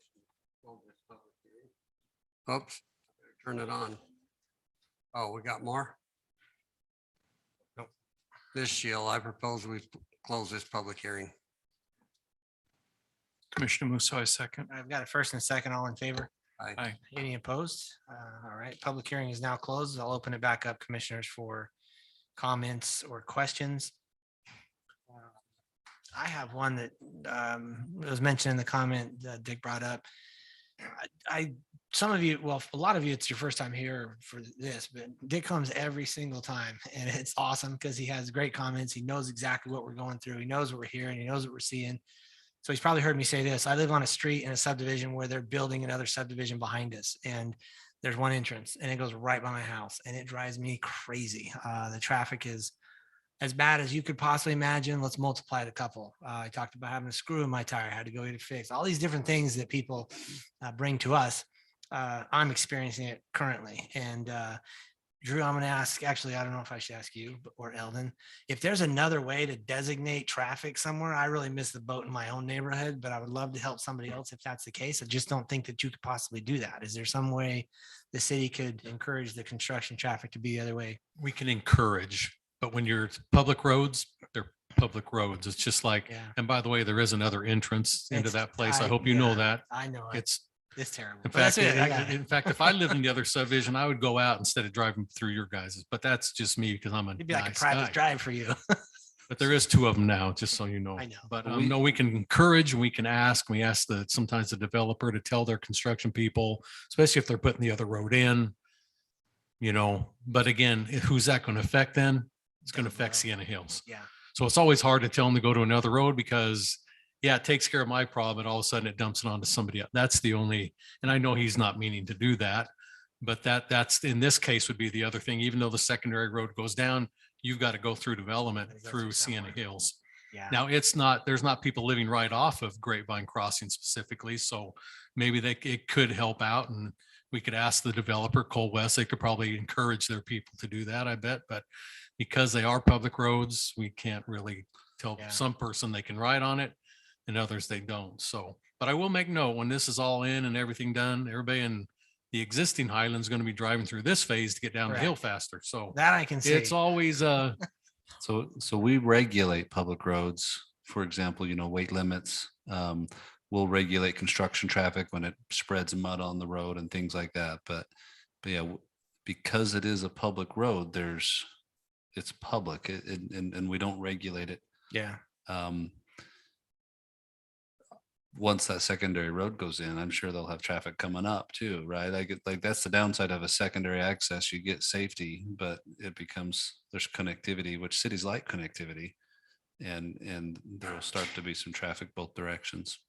What are some options that, on the mitigation, if you will, like speed limit lowering, or what can we do as a city to try to help ease the pain at all, if anything? I know in my community, we don't do anything and that's fine, but at this particular situation with this one, is there anything that we can do?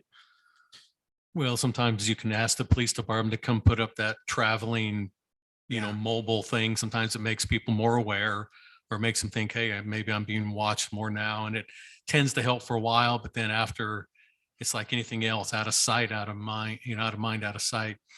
It happens after a while, you take that away. So the problem is just, and the issue is that we find, and I hate to even say this, but it's generally 90% true. It's most of the people that live in the area are the ones causing the problem that we found. I'm not saying it's here, but when I have this throughout the city, it's the people that live within the subdivision are the ones. So it's like, sometimes it's better to, just send out messages within your own residents saying, hey, we all together would like everybody to think about slowing down.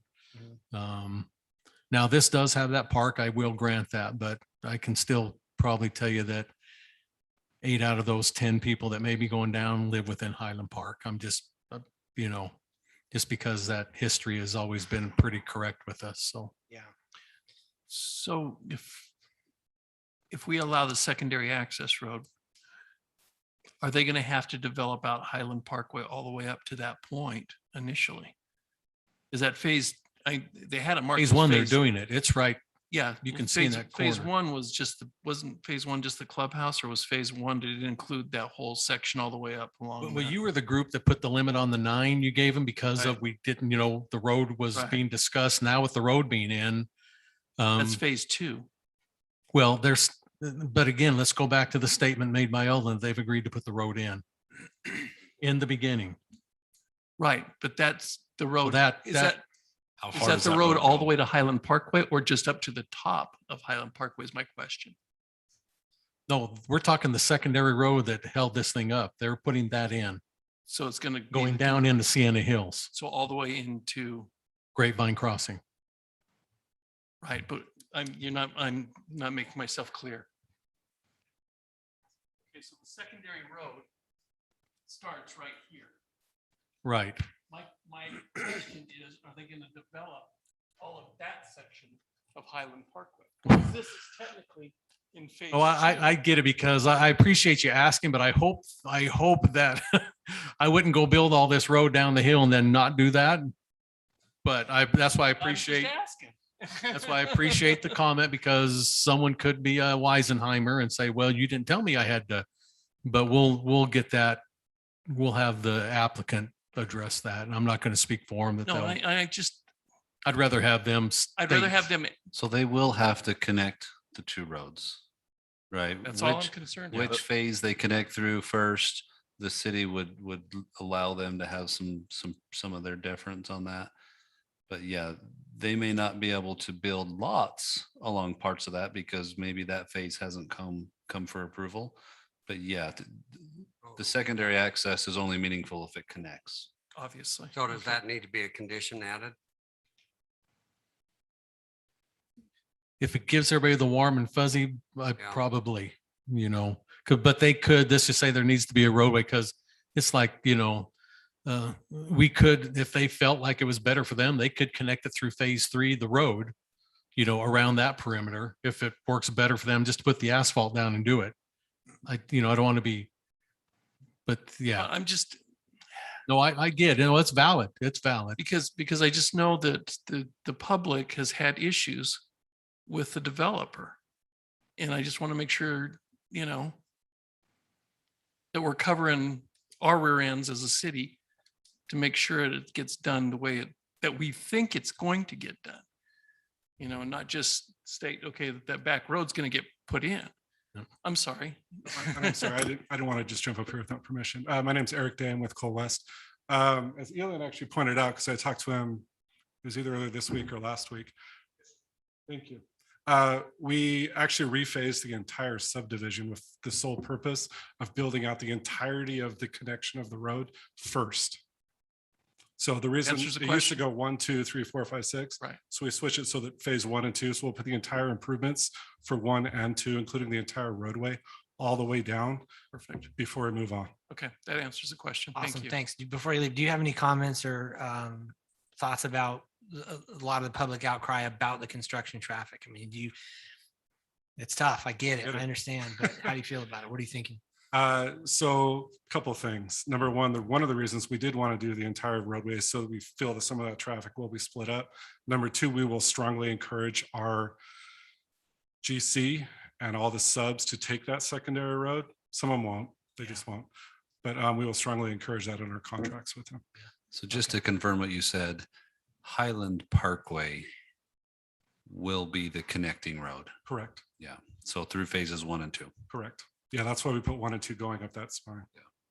Awesome. Thank you. Thank you. Commissioners, any other questions or comments on this? So the road will be finished and it sounds like the water is solved as well, which is what you said a long time ago. We're still talking about it. I don't have any other There questions. is a condition of the water tank being completed before they give any C of Os. So the checkbook of the city's coming out. So So they'll be reimbursed before. Is that what you're saying? it'll be paid, before any occupancy. So. Yeah. Yeah, the condition of water being, the condition of water being available for any lot to be occupied applies to any development, similarly to the dam road improvements, right? And so, yeah, that's a condition that, We'll read 13.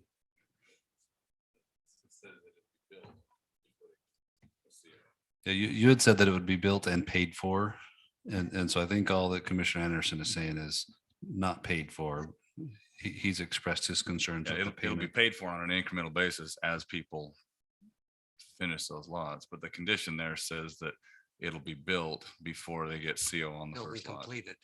That's Right. two different things. So the risk, if I understand what you were saying earlier about the water and who it's paying for and how it's being paid for, if the risk to the city then is if some sort of a recession happens and building stops, the city has their money tied up for a longer period of time, sitting there waiting for reimbursement. Yeah, Right. the city's already paid for something Right. that That's what won't I'm get saying. The reimbursed. citizen have already It's paid for it's it. a very real risk. Yeah, You know, it's there's, happened before. when Especially when the now. council and commission have approved a final plat, there's no time frame within which they have to build or go vertical on every lot, right? The market really drives how quickly lots get taken down, and how quickly they get taken down determines how quickly the city is reimbursed through the impact fees that get collected.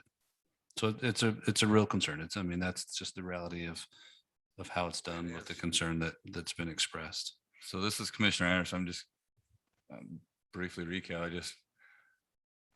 I have no problem with the development. I think the road is a great solution to the issue. But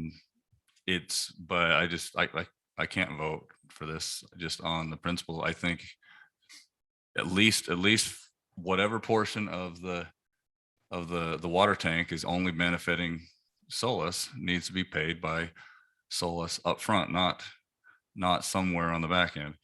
And and that happens all the time too, just as often, that the city does not need to be in the business of taking risk for the developer. That's not the purpose of the city, you know. Yeah, just to, actually, if I can address 2 points, that one first. We actually made that offer to the city already to bond it. So we have no problem bonding it at all. It's not up to us, and it's up to the council to handle all financial matters for the city. We're going to do this at the direction of the council. Whatever they want is what we'll do. So we have brought that up with them. Yeah, and so already. so again, I have no problem with the proposal or anything. Sure. I don't think you're in the wrong. I think the council's in the wrong. I think they should be bonded. That's all. And we have no problem with that. It's just, that's not up to us, and it's up to the council to handle the financial matters. Secondly, just Commissioner Musso brought up something about affordable housing. We'll have one to you in a couple of weeks for affordable housing. There we So go. remember that. Because we are trying to hit all different price points. So I'll add something to that, Brian. Okay, if the city puts these in using, general impact fees, okay? Those are impact fees that the city as a whole had to, every year decide, okay, well, how much do we need to charge every person when they get a building permit for impact fees, right? Those affect affordable housing more than anything else, your fixed costs. And that's the only thing. There's only 2 ways that the city can actually affect affordable housing. 3 ways: size of lots, right? The city can improve smaller lots. You can be more efficient, right? Improve things quicker, or you can reduce impact fees. And that's it. All this other talk about affordable housing is all, doesn't mean anything. But if we use impact fees in general to pay for a future project, especially if it's something that is benefiting only these people, then that raises the amount of impact fee that has to be charged to everybody, which raises the cost of every single lot across the board.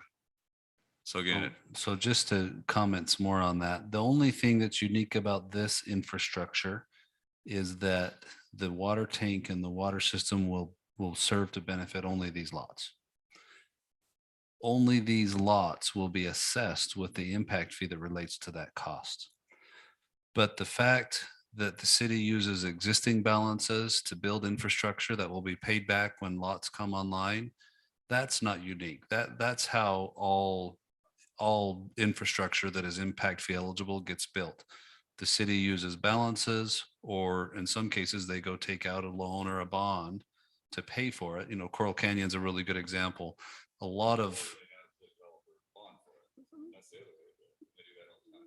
so a lot of the infrastructure in Coral Canyon was built and paid for long before. We still have some Coral Canyon phases building out for infrastructure that was paid for 20 years ago, right? And so the idea of the city fronting the upfront and collecting afterwards is not new. That's kind of the schematic that the city uses.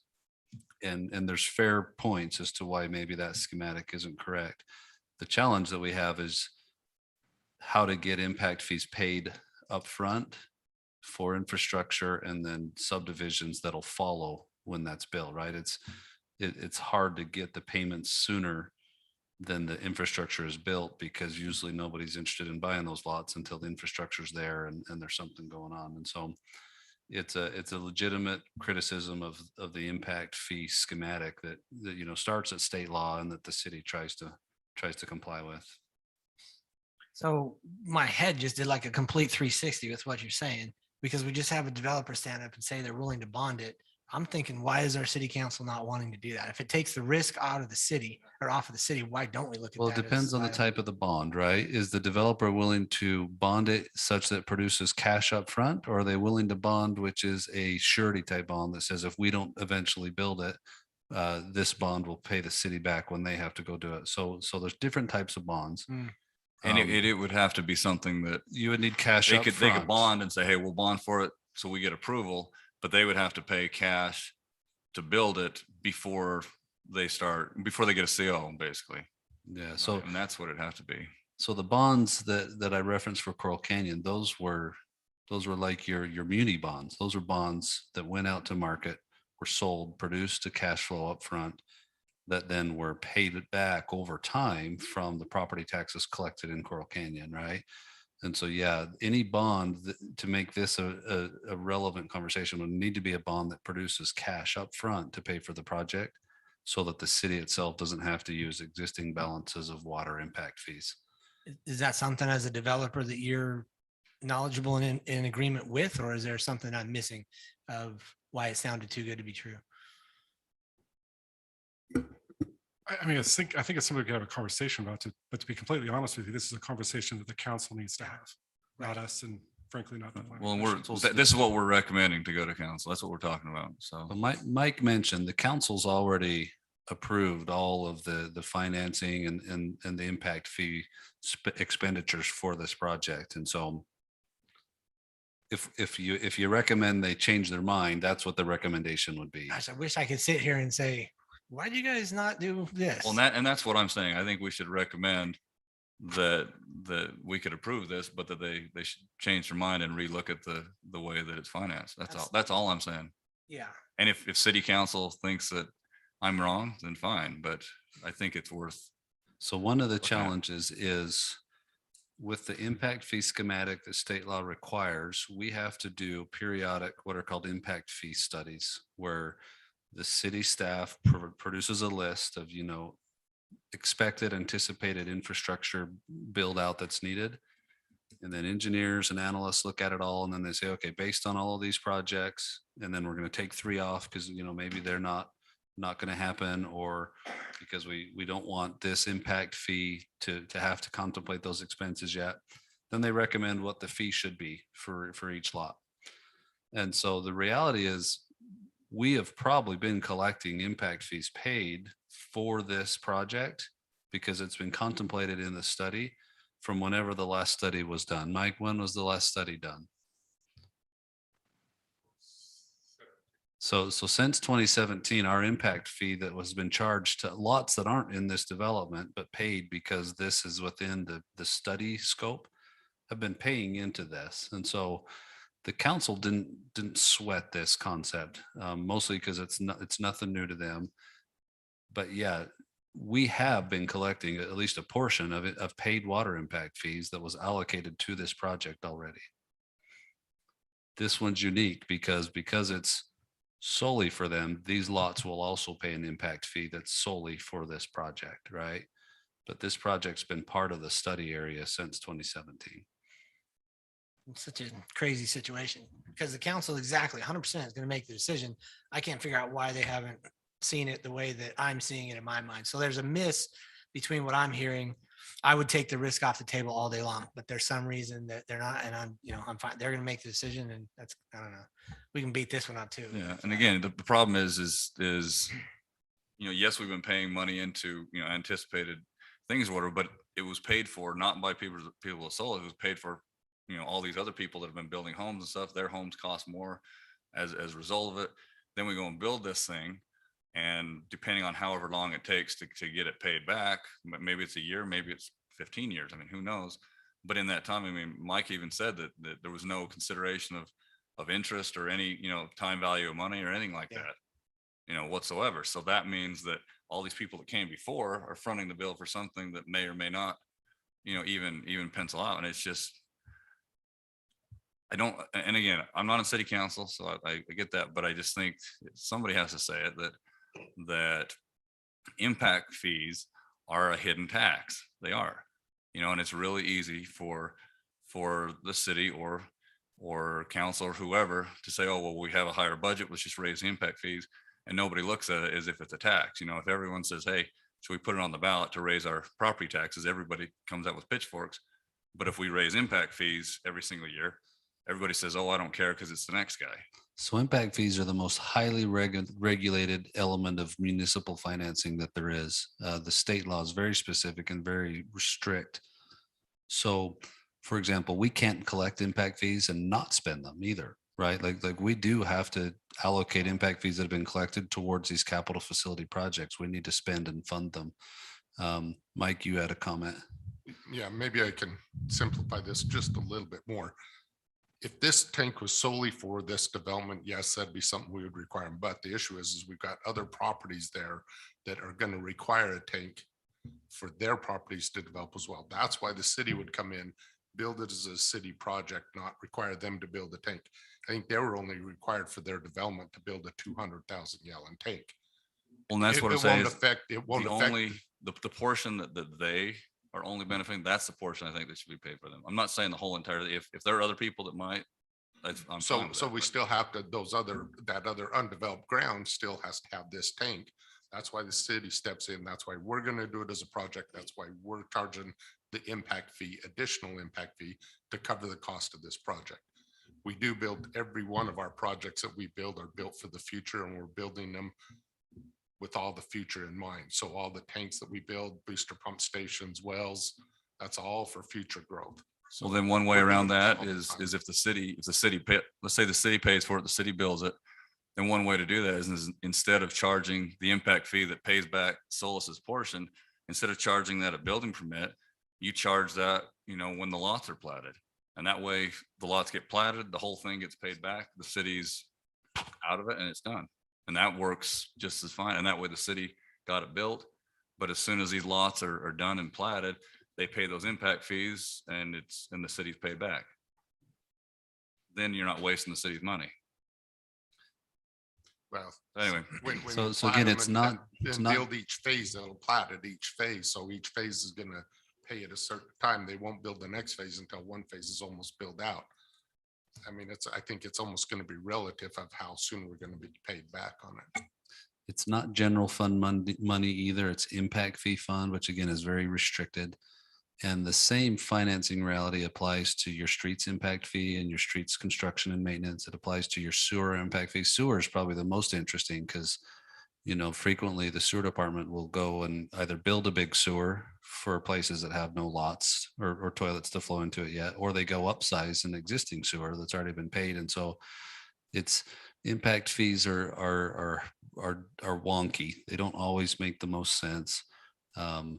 They're not technically a tax, but if you read the word tax broadly, that's what they are. It's a use tax, right? It's a fee that's paid for the construction and use and maintenance of the type of services that the legislature says can be funded through impact fees.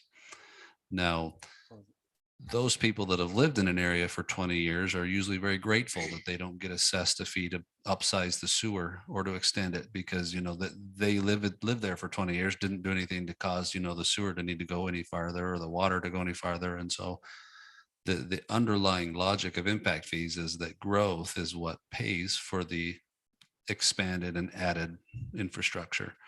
And so that's really the underlying assumption that supports the whole schematic that Utah law requires for impact fees and the way that they're financed. A very, very good example of that is this main street where we just reconstructed that last year. We put in a 16-inch sewer line in there just for the new Green Springs development that's going to develop here in the future. Yeah. Well, Commissioners, thank you, Mike. I would like to wrap this one up with all the comments that we have had during this discussion. They're certainly going to go to City Council. We have City Council representation here. We have staff council here, developer. I'll let them hammer that out. I think our discussion has been valid on several fronts, but at this point, I'd like to entertain a motion on this item, what we want to do.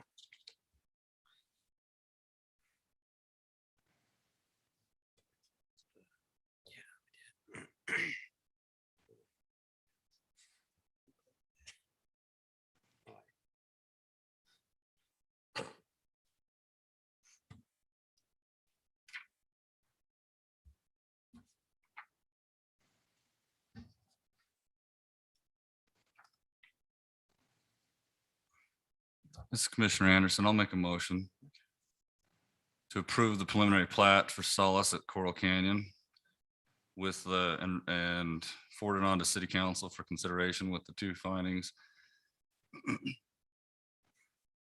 And the conditions listed, 13 conditions. However, I'd like to add a 14th condition that the impact fees for each phase be paid upon platting of those phases.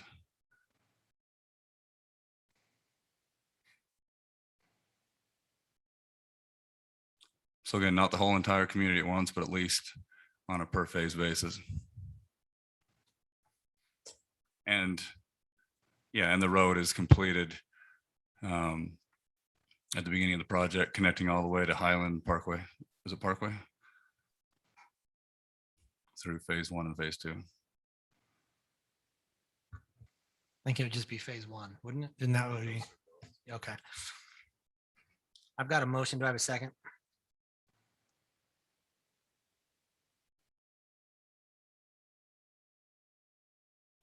Or discussion? Okay. I'm looking for a second. Or does the first fail, Drew, or does the motion fail? There's not a second? Yeah, if you don't get a Motion second, fails the motion fails. due to a lack of a second. Okay. Does anybody intend on seconding this? No? Not without clarification. Okay. Fire away. What do you need clarified? Well, I didn't understand what you meant by your comment. Okay, so clarification is the way it's currently listed is that the water tank will be built prior to receiving a certificate of occupancy on house number 1, right? That's the way it's listed in the recommendations. And then as you pull a building permit for each house, they pay incrementally per house with the building permit. That's how it currently is. So the way that I'm amending it, the recommendation or condition that I'm adding would be that as they plat each phase, so as they plat phase 1, however many lots are in phase 1, they prepay the impact fee for those lots at the start of that. And then when they move to phase 2, they prepay those. So instead of waiting till the building permit, they do them when they plat the lots. Was it the whole impact fee for the home? No, just this special water Just the tank water, impact fee. So the $7,200 Yeah, per lot. just, so all it is to try and pay for that water tank a little bit sooner rather than one lot at a time. At least we're getting one phase at a time. That's all. That's what the clarification is. I think you're going to be 6s. I mean, you might save 6 months, but what's the big deal with the paperwork by the time you create this new thing? And the paperwork, I think that if city council's already approved it and is okay with it and the funds will be paid back. I mean, yeah, we're not gonna get our interest, but we're not a bank either. So I have no problems with the way it is because city council's approved it. I mean, and the way that Mr. Segmiller explained it to us, that's what they're for and that's what it needs to be. So in my eyes, I think this it's is an the uphill standard. battle just because This city is the standard council's agreed that to the it. council's already So- set and approved. Basically, it's coming back to us because we want that road finished and the water tank finished before it even starts. So I'm okay with the way that it is as long as the road's completed. I mean, Put an they item can't, 14 for the road. but I think they it's can't worth at have least that. asking city council to look at it. I mean, otherwise we're just saying, well, the way it's always been is how we should do it. and We should never even have an opinion. I think we Yeah, can at least yeah. ask them to consider it. Council's What your result will be is a recommendation for approval with conditions. And if you just want it, you could maybe state it more generally, right? A 14th that says, and also recommend that the council look into the alternative, developer funding for the tank or That reduces the extended risk of the city. that would also leave it fairly broad so Whatever. that, staff might be able to give them some other suggestions, but clearly express to them that the commission, would like them to think of another way if there is one. How do you feel about that? You made the motion. I don't see anybody seconding it. Would you like to clarify that to include what? Clarify that. Well, and I'll I think you second should it. note that the first motion just failed for lack of a second, and then maybe just ask for you can make motions as often as needed until you Okay. get something that's got support. All right, the first motion has failed. It's off the table. At this time, if you need clarification or additional questions, commissioners, please ask. Otherwise, I entertain a new motion on this item.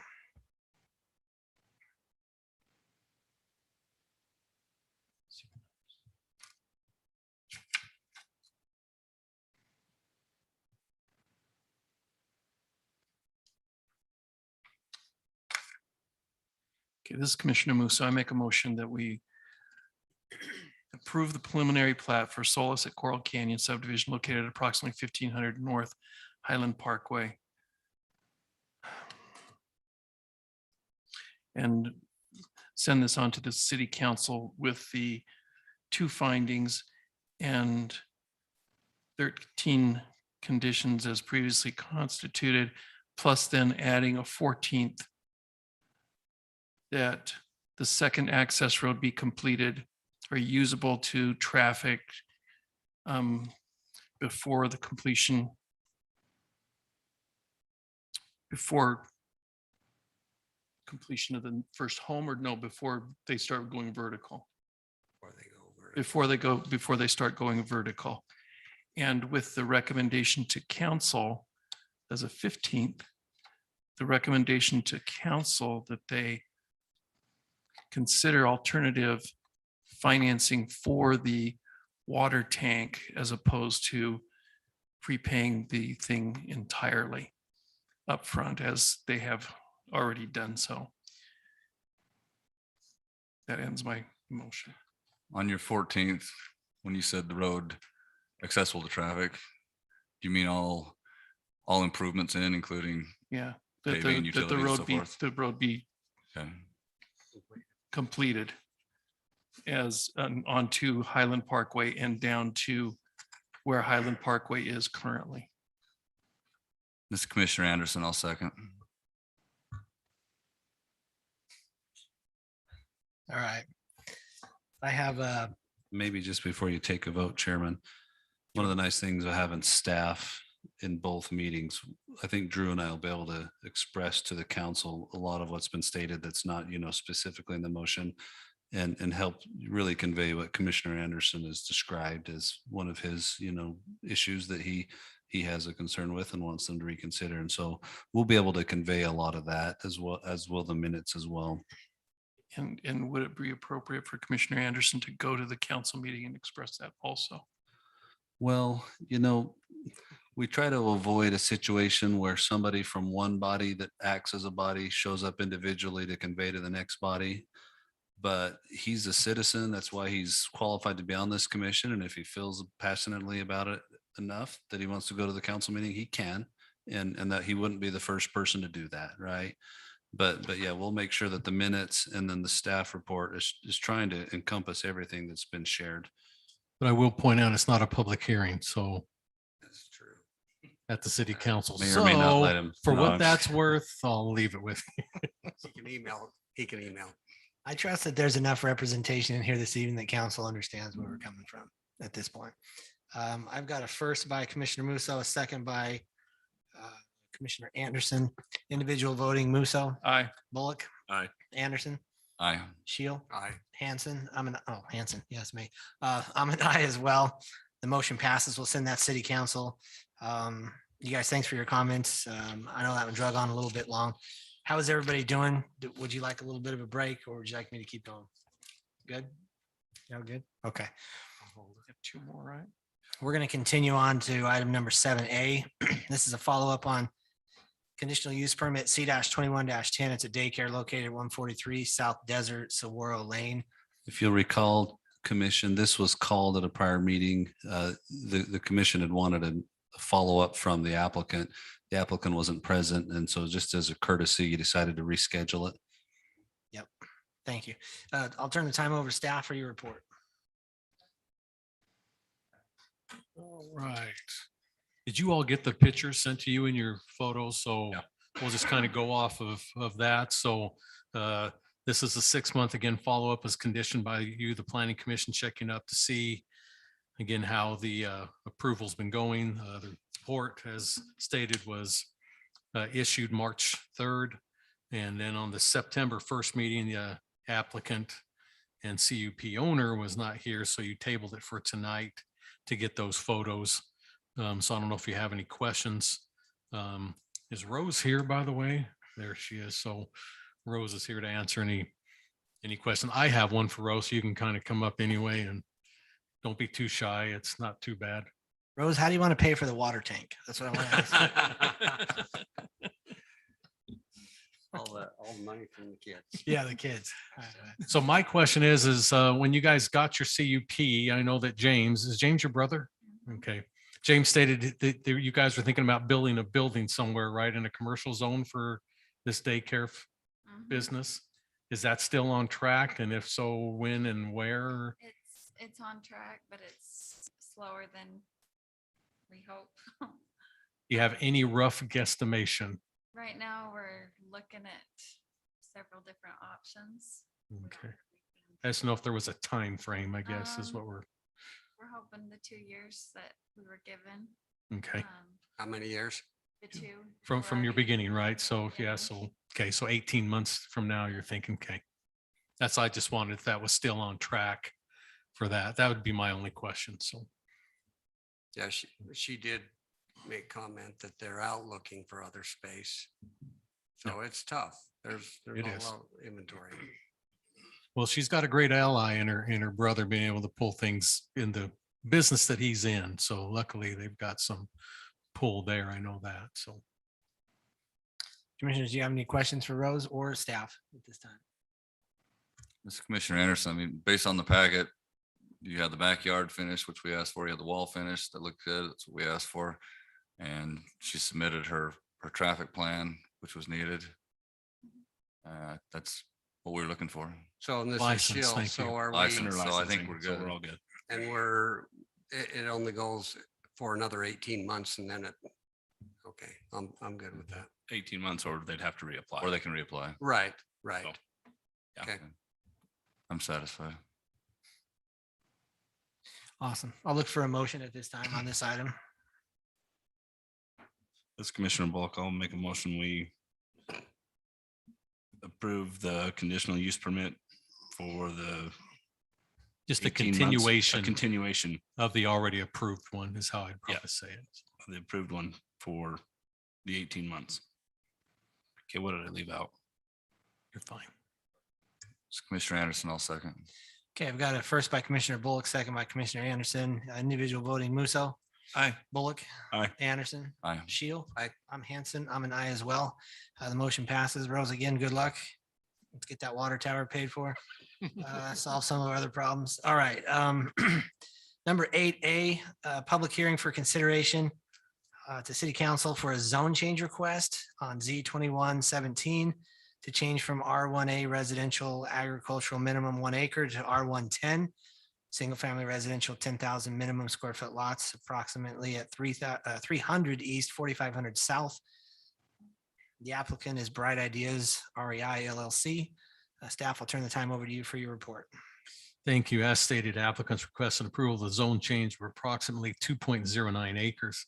The request, as stated, is from the residential agricultural 1 acre zoning to the proposed single family residential 10,000 square foot minimum, or referred to as the R110 zoning district. The R110 request is for the purpose of developing the 2.09 acres and incorporating it into the Finley Farm subdivision.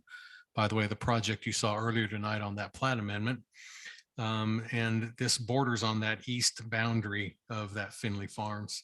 This particular location has a general plan use designation of low density residential, which allows for the R110 or the R112 zoning districts. The surrounding zoning to this parcel is RA1 to the north and west, R110 to the east, and then St. George City zoning to the south. Staff has no concerns with this proposed zone change. We apologize. It was kind of missed when they got their original preliminary plat done because it was showing on there. And we're just following up, getting that cleared up at this time. Therefore, staff would like to recommend that the Planning Commission recommend approval of Z-21-17 for the zone change request from the RA1 zoning district to the R110 zoning district. And that would be onto the City Council and based on the findings in your report. Glad to answer any questions you might have on this. All right, commissioners, I'll open the floor. Any questions?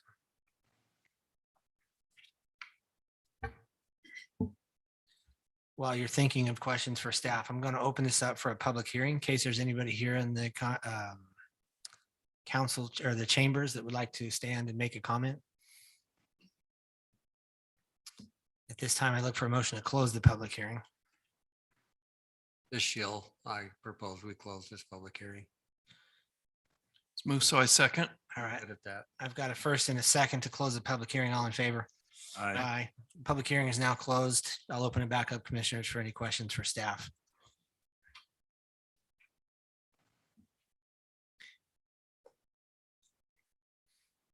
I personally don't have any. Anybody else? If It's not, I look for. How wide is that, Drew? It's 160 feet. You mean top to bottom or? Yeah, top to bottom. Oh. So it's basically going to be a single. Yeah, what road. happened was they needed to punch a road through for utilities down here. So they went to the property owner and he said, well, I don't want to just sell you 50 feet. You're going to need to buy X amount. So then they said, well, if we have to buy that much, then we might as well buy enough to put lots on. So that's how it became. So it's just deep enough for the lots and long enough and wide enough for a city road. So how wide is the city road going to be through It's a there? 50-foot residential road. So it gives you So you 50. can see it's 160 feet deep. So minus the 50-foot right of way leaves you 110 deep on the lot. So it's going to be just one set of lots, single set of loaded, lots. single loaded roads. Well, It's expensive. they needed to get across and for the utilities to punch over from there. So Adam Allen again. We needed the utilities across there. We originally were working with the landowner. He originally was gonna work with us on the road and just let us put the road in. And then he came back and said, no, you gotta buy the property. So that's kind of how I got missed in the zoning. We done the zoning, trying to get the road, ended up buying property, ended up showing it on the plat. And now it's back off the plat to get the zoning. So it's kind of one of those. catch 22s. FUBAR. Adam, how do you guys want to pay for the water tower? I'm gonna ask everybody that from here on out. Like, what water tower? That's gonna be my go-to from here. Put it on in out, that Drew. $3.5 trillion budget that what the heck? All right. It's infrastructure. That's right. Commissioners, any other questions? Otherwise, a motion is on the, or look, I'm looking for a motion.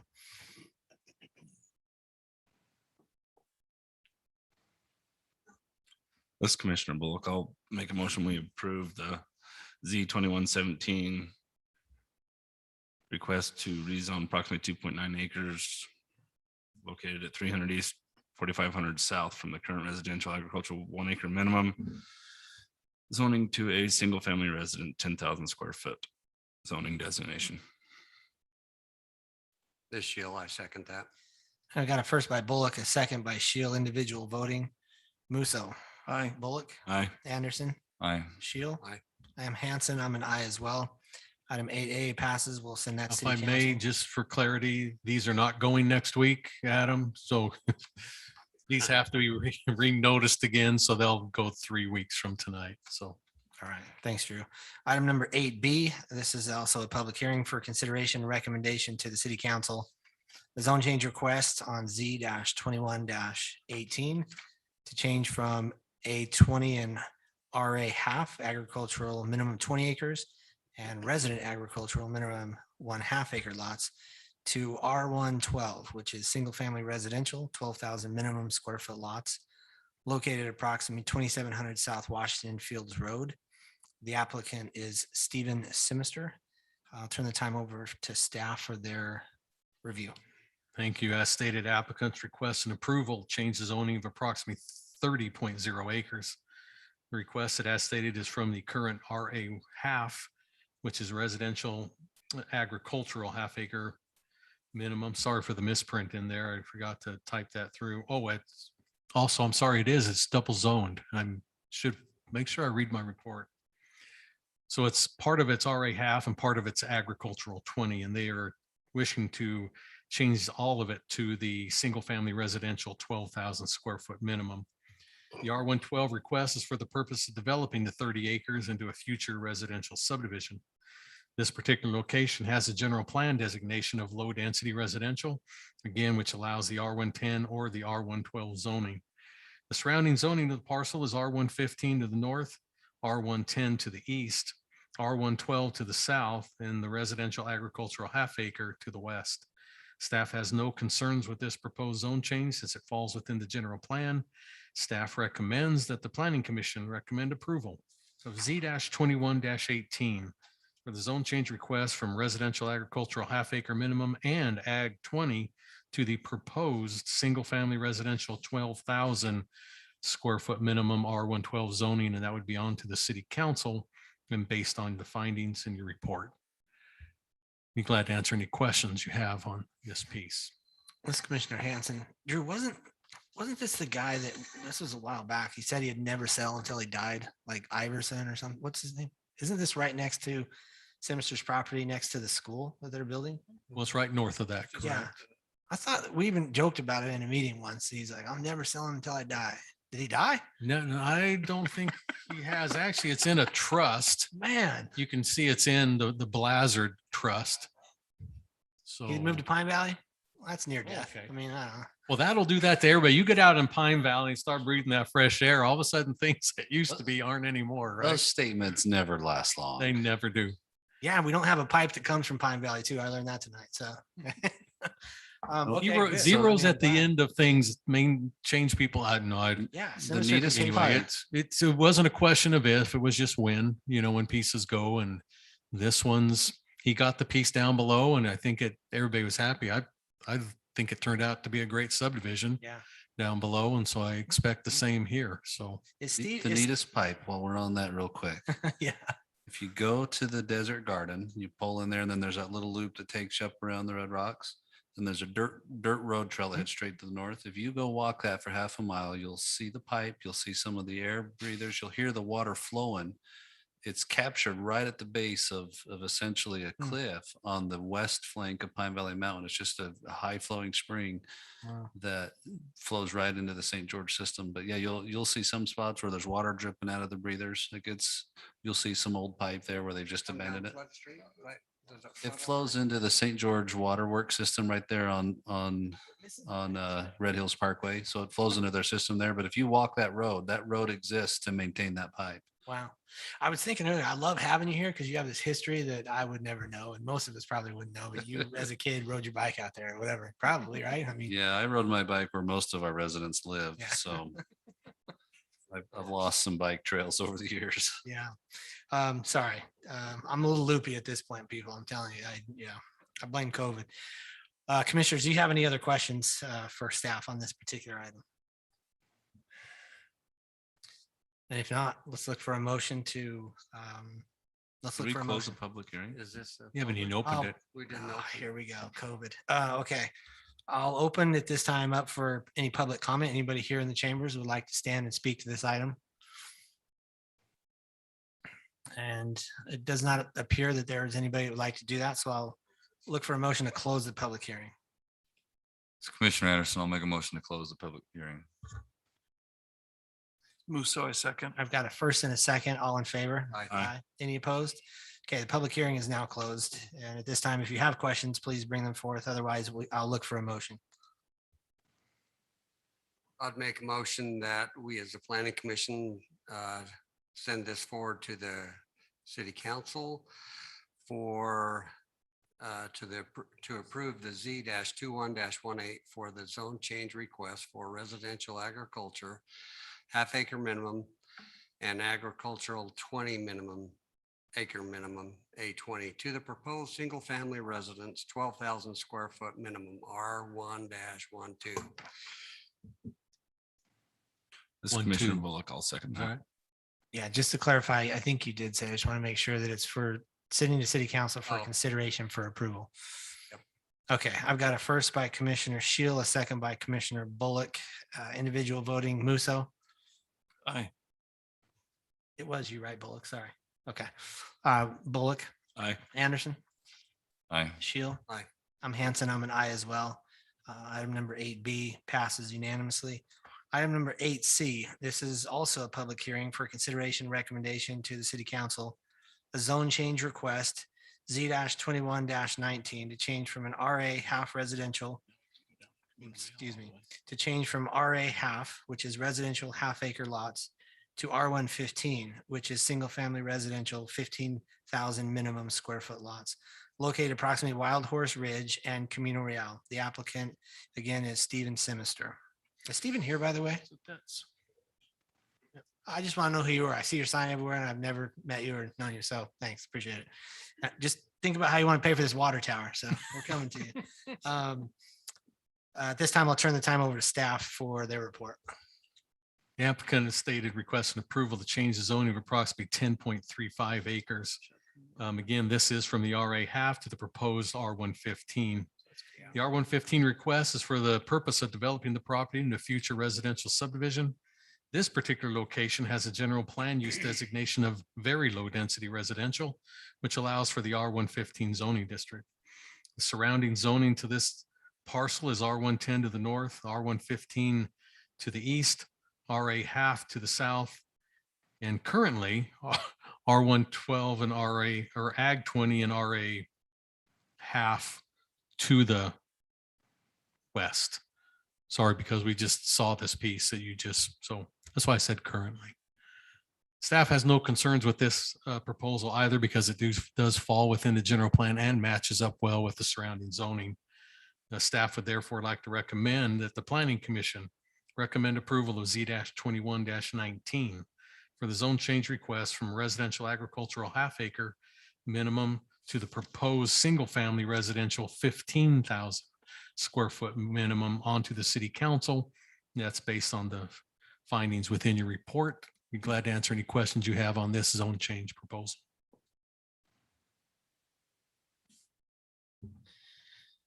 Commissioners, I'll open the floor for any questions that you might have. So this basically is gonna, the missing link for Camino Real. Yes, it really is. So now what that's going to do to Camino Real, it'll be an improvement for us, but I think a lot of people living on it will notice maybe one or two extra cars because it is a nice road to use. It's a great alternative from the Fields Road when needed. So While you're thinking of additional questions, commissioners, I'm going to open this up for the public hearing. If there's anybody here in the chamber that would like to speak to this item. I don't see anybody wanting to speak to this item. I'll look for a motion to close the public hearing. This is Commissioner Bullock. I propose we close the public meeting. She'll second. Hearing, sorry. he's jumping to the end of the agenda. Oh my. We almost got it. I've got a first and second to close the public hearing. All in favor? Aye. Any opposed? All right, public hearing is closed. I only have one question. It's just for Steve, if you don't mind. Steve, I do have a question for you, if you don't mind coming up to and this is, my wife is going to want to know this question. And love your stuff. Like I said, I've never met you. In this area where you've already built next to the school there, all the houses seem to be very similar in color. And my wife brings it up almost every time we pass. Is that something that they choose? You choose? What are we going to do with these developments? Is it going to be a whole bunch of the same color? So Queens Ridge is to the south of the R112 that we just, and we would probably continue to build similar homes. We have essentially 3 more phases is what we would do there, as well as onto the east there, we would build similar homes. So I think the color schemes is going to start to change just a little bit. Kind of goes with the wave of what is kind of hot in the market at the time. So do they choose it or do you? Like, did all those people currently they just built for, did they all choose that? So 75, I would say 75% of those homes were spec homes that we designed, and then the other were built jobs for people. Okay. And the expectation is the El Camino Real will be, Washington Fields Road will be improved just as it is with the ones you just built, correct? Along, that's the other subdivision. I guess I have it here. I'm asking you. The one we just approved, that includes road improvement on Washington Fields Road, correct? Which one are we on talking? the Iverson piece? I know I skipped ahead. I'm so sorry. I should have asked that on the previous subdivision. I know it's not inclusive of this. I just want to clarify for my own knowledge. Yeah, which the zoning change we did or the Yes. yeah, well, we'll see that at preliminary plat. Okay, but we'll see that. That'll be part of that. Okay. Yeah. Sorry. No problem. COVID. I had COVID last time. I'm still trying to recover. So it's been a while, but I'm okay. Stephen, thank you very much. I appreciate it. I have Anybody one else? last question. So are we also going to see then the trail put in at the backside of the So when we did Queens Ridge, which is just north of Majestic Elementary there, we did pave the trail from behind the school there and also behind lots, I think it's 12, 11, and 10. And it ends right there where it picks up. So I'm assuming that probably would continue when we go through the plat process. And continuing north? We'll require that for any land that he develops that abuts the trail, not just he, but for Everybody. any land that gets developed that along the So, trail. so basically the trail will go up to Lost Ridge. Yeah, well, it'll go all the way up to Schnabkai eventually, but yeah, Well, yeah. currently. We'll take it as far as we can within the parameters of the development application. Okay, great. Thank you. You do a good job. Build a nice home. Yeah. Thank you. You want to pay for the water tower? Yeah. Well, you don't realize all these ones you keep joking, pay a little bit towards it. There you go. See, I'm not the Oh. dumb. I'm not really the dumbest But guy. in the that's room. how it works. That's how it works. Yeah. Oh, boy. All right. Commissioners, any other questions on this particular item? We did close the public hearing, correct? Yeah. Pretty sure we did. Okay. At this time, I'll look for a motion on this item as well. Well, as for the colors, I will tell you whatever comes out in the next parade of homes, that's what you'll probably That's what see. it'll And his new, that's what drives colors and looks and everything, whatever the parade of homes brings about. So It was Joanna Gain that drove colors. Don't let anybody fool you. that's true. The Gaineses do too. This is Commissioner Musso. I make a motion that we approve the zone request Z-21-19-A. The request for 10.5 acres located at approximately Wild Horse Ridge and Camino Real from the current residential zoning, residential agriculture, half-acre minimum, RA 1/2 zone to proposed single-family residential 15,000 square foot minimum lots, R-1-15 zoning designation, based upon the recommendations and findings of staff. This Sheila, I'll second that. Yeah, I've got a first by Commissioner Musso, second by Commissioner Shield, individual voting, Commissioner Musso, Aye. Bullock, Aye. Anderson, Aye. Shield. Aye. Hanson, I'm an aye. Item number 8C passes unanimously. We'll send that to City Council with a recommendation for approval. Okay, the last agenda item this evening is item number 8D. This is a public hearing for consideration and recommendation to the City Council. The zone change request Z-21-20 to change from agricultural minimum 20 acres to single-family residential 15,000 minimum square foot lots located approximately east of Stamsund Estates, lots 9 through 12. The applicant is Justin. I'm going to go with Gee. Staff, I'll turn the time over to you for your report. Thank you. This is not a misprint, in case you were wondering. It is that strip of land that the applicant's requesting. That's why it's 0.14 acres.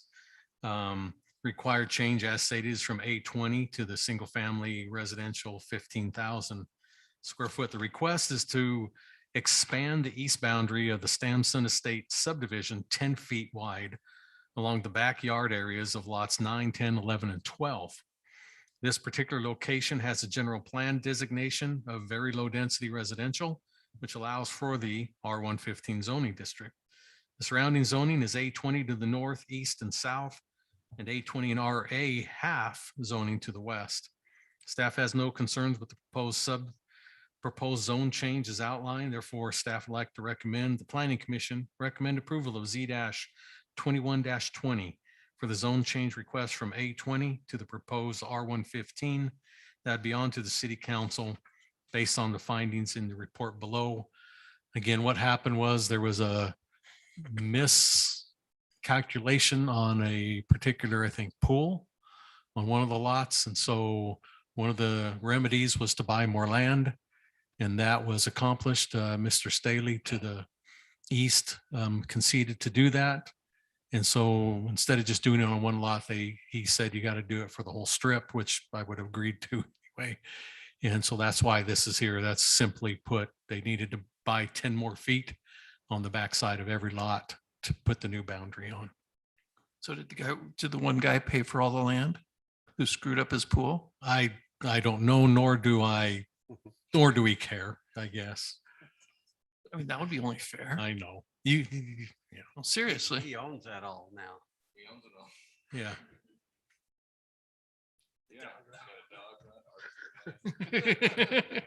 Shooting range, like everything. Chicken coop. It's gonna be a real nice chicken coop. Well, again, we'll be seeing an expansion. We'll do lot line adjustment is what we're going to do on the subdivision, just so you guys don't think too far beyond this. That lots 9 through 12 will have a lot line adjustment Sky done. View will have to be, because it doesn't meet the minimum lot size for all these things you were talking the about. Sky View going to have to be continued on another 10 feet. No, we wouldn't need We'll to do just that. wait till it develops. Yeah. Yeah, we didn't need it there. It just needs to be along the back of the property. So, That's a good point. but it was just a simple, I mean, things happen like this, but because the zoning was different, I told them they can leave things double zoned, but they didn't. They're cleaning up and that's the best way to do it. So. Thanks, Drew. I'm going to open up the public hearing at this time. If there's anybody here in the chamber that would like to speak to this item, please come forward and have your comment. Nobody would like to do that. I've never seen this many people here at the end of a meeting, just for the record. There we go. I've sat here long enough. I was Let's gonna hear say, it. we knew you were gonna come up and say something. Well, Ralph's in Colorado and I thought, oh, gee, maybe I better go see what's going on. But my understanding was that 10 feet was only going to be on one lot. So see, if you'd have told me that 2 hours ago, I'd have been happier. So Oh, my goodness. that's they're just widening. Is it 10 feet all the way up? That's what the proposal is that we were told the agreement, this is what they brought to us, that it's 10 feet along all of the lots. So you might want to get that. I better get that clarified because Yeah, because if it does change, I can get that fixed between now and city council meeting in 3 weeks, but tell Ralph to get home from the ranch, dust the no. boots. Oh, okay. Let's leave him Oh. there. We're Well, getting then- lots done. We'll find out what, That was my understanding, was that I there s- was 10 feet on that one lot where the swimming. we'll pool probably want to just see what the deed showed up. So, was, because that will change this whole deed Yeah. here on our. so we'll make sure that the applicant shows us whatever the deed is and we'll make sure that, well, Brandy, what, do you know what it is? Have you seen it? Sorry, I mean, because it's her drawing, so I just, Here, so I'll walk around. This is Brandy Walker with Civil Science. I'm actually texting Travis right now. He's the surveyor representing this, but it is my understanding that they are, when they talked with you guys, because they didn't want the little pop out, that they sold the whole strip just to avoid. that does sound better because you don't want to go out, down and back around. I'm just thinking about how much money we got for how much property. No, I can't help you with that, but Well, no, I'm just. I know. thinking if yeah, 10 feet all the way up, that's different than 10 feet on one lot, so. it that's- is. Yeah. So we'll get that. Ralph, he could have agreed to it. Well, knowing Ralph, I think that's probably what he would have wanted to do. I mean, I'm just saying, you and I know Ralph. And like I say, that sounds like I can see him doing both, but most likely he might have said all the way just to keep it a straight line. But whatever, there should be a deed on the sale, right? Anyway, so we'll just see what the legal said and we'll go with that at the city council. Does that sound fair? I just felt like I had to be here in case I needed. Well, I appreciate it. No, I'm glad you brought it up in case there was a mistake. It's good that we can go back and look at whatever the recorded deed was. I That, knew why it was done, but I didn't. yeah. know that it was- The Okay. question is, does the sale of the 10-foot strip have impact fees that pay for a water tower? No. I'm gonna have to talk with you. I thought what he said was good and it feels like you're making fun of him. so. No, no, not at all. No, I- Somebody sitting in Not the at all. audience, so. No, I'm honestly, well, I'll talk, yeah, no, not at all. I'm on his side actually, but yeah. And when we sell all the Staley Farm, don't say in one of these meetings, we thought he'd die before that. I thought, honestly, if I would have, Know all these people. That's right. well, at least I know he didn't die now, because I've been telling I told my wife that at least in the last 2 days, I told her that guy is not selling until he dies. It was his wife. She died? Judy Iverson died. She did. I'm sorry. Okay. Mm, You know, when you farm these places all your life, you know what's going on, just like the Sailors and everybody else. yeah, we had, So it's personal to us. I get it. It came up 2.5 years ago or something, that comment in a meeting. And I thought, oh, that's interesting. And I tell people all the time, that's never going to go away until that gentleman passes away. Well, he passed away and then his wife passed away, so then it had to be split up for The the. kids, right? I apologize if I'm being insincere. Straighten me out. You should. I know. You get a hold of my crush. She knows who I am, apparently. Oh, boy. You get a hold of my mom, let her know. She already knows. I thought nobody knew who I was around here. Dang it. All right. I'm in trouble. Okay. Let's wrap this up. We've opened and closed the public hearing, if I'm not mistaken. And I'm looking for a motion to.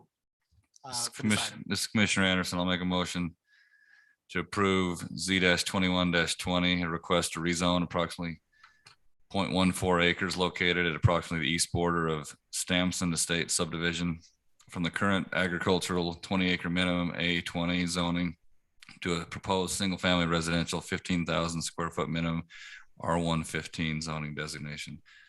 And Commissioner Anderson, if you'll just add or a lesser stretch if the facts show that to be. I don't think they will. I think what you see is what the deal is, but just in case the deal was less than that, it would be to zone that much or a lesser stretch. Or to zone a lesser stretch based on the actual deed of sale. So that we don't have to bring that back again if it were. And forward it on to city council for consideration. This is Commissioner Bullock. I'll second. All right, I've got a first by Commissioner Anderson, a second by Commissioner Bullock. Individual voting, Musso? Jason, sorry, you did not close the public hearing. I think that, yeah, that's why Catherine stood up in it. So. Okay. Thank you, Kathy. You're welcome. Let's finish the voting and then have a Okay. motion to close the hearing. We'll finish the voting here. Individual voting again. I'll start over. Commissioner Musso. Aye. Commissioner Bullock. Aye. Anderson. Aye. Shield. Aye. I'm Hanson. I'm an aye as well. I'll look for a motion also to close the public hearing. I'd make a motion to close that public hearing. I've got a motion. I need a second. Anderson, I'll second. And all in favor of closing the public hearing? Aye. Aye. Any opposed? All right, the public hearing is closed. I'll open it up for any staff questions or concerns or comments this evening before I look for a motion to close the public hearing. Oh. I just want to introduce John Hinkie. John's going to be the guy you'll be seeing every planning commission. He's actually replacing Brandon. So we're happy to have him. Think he's going to be a great asset to the city. So He's paying for the tank. Yeah.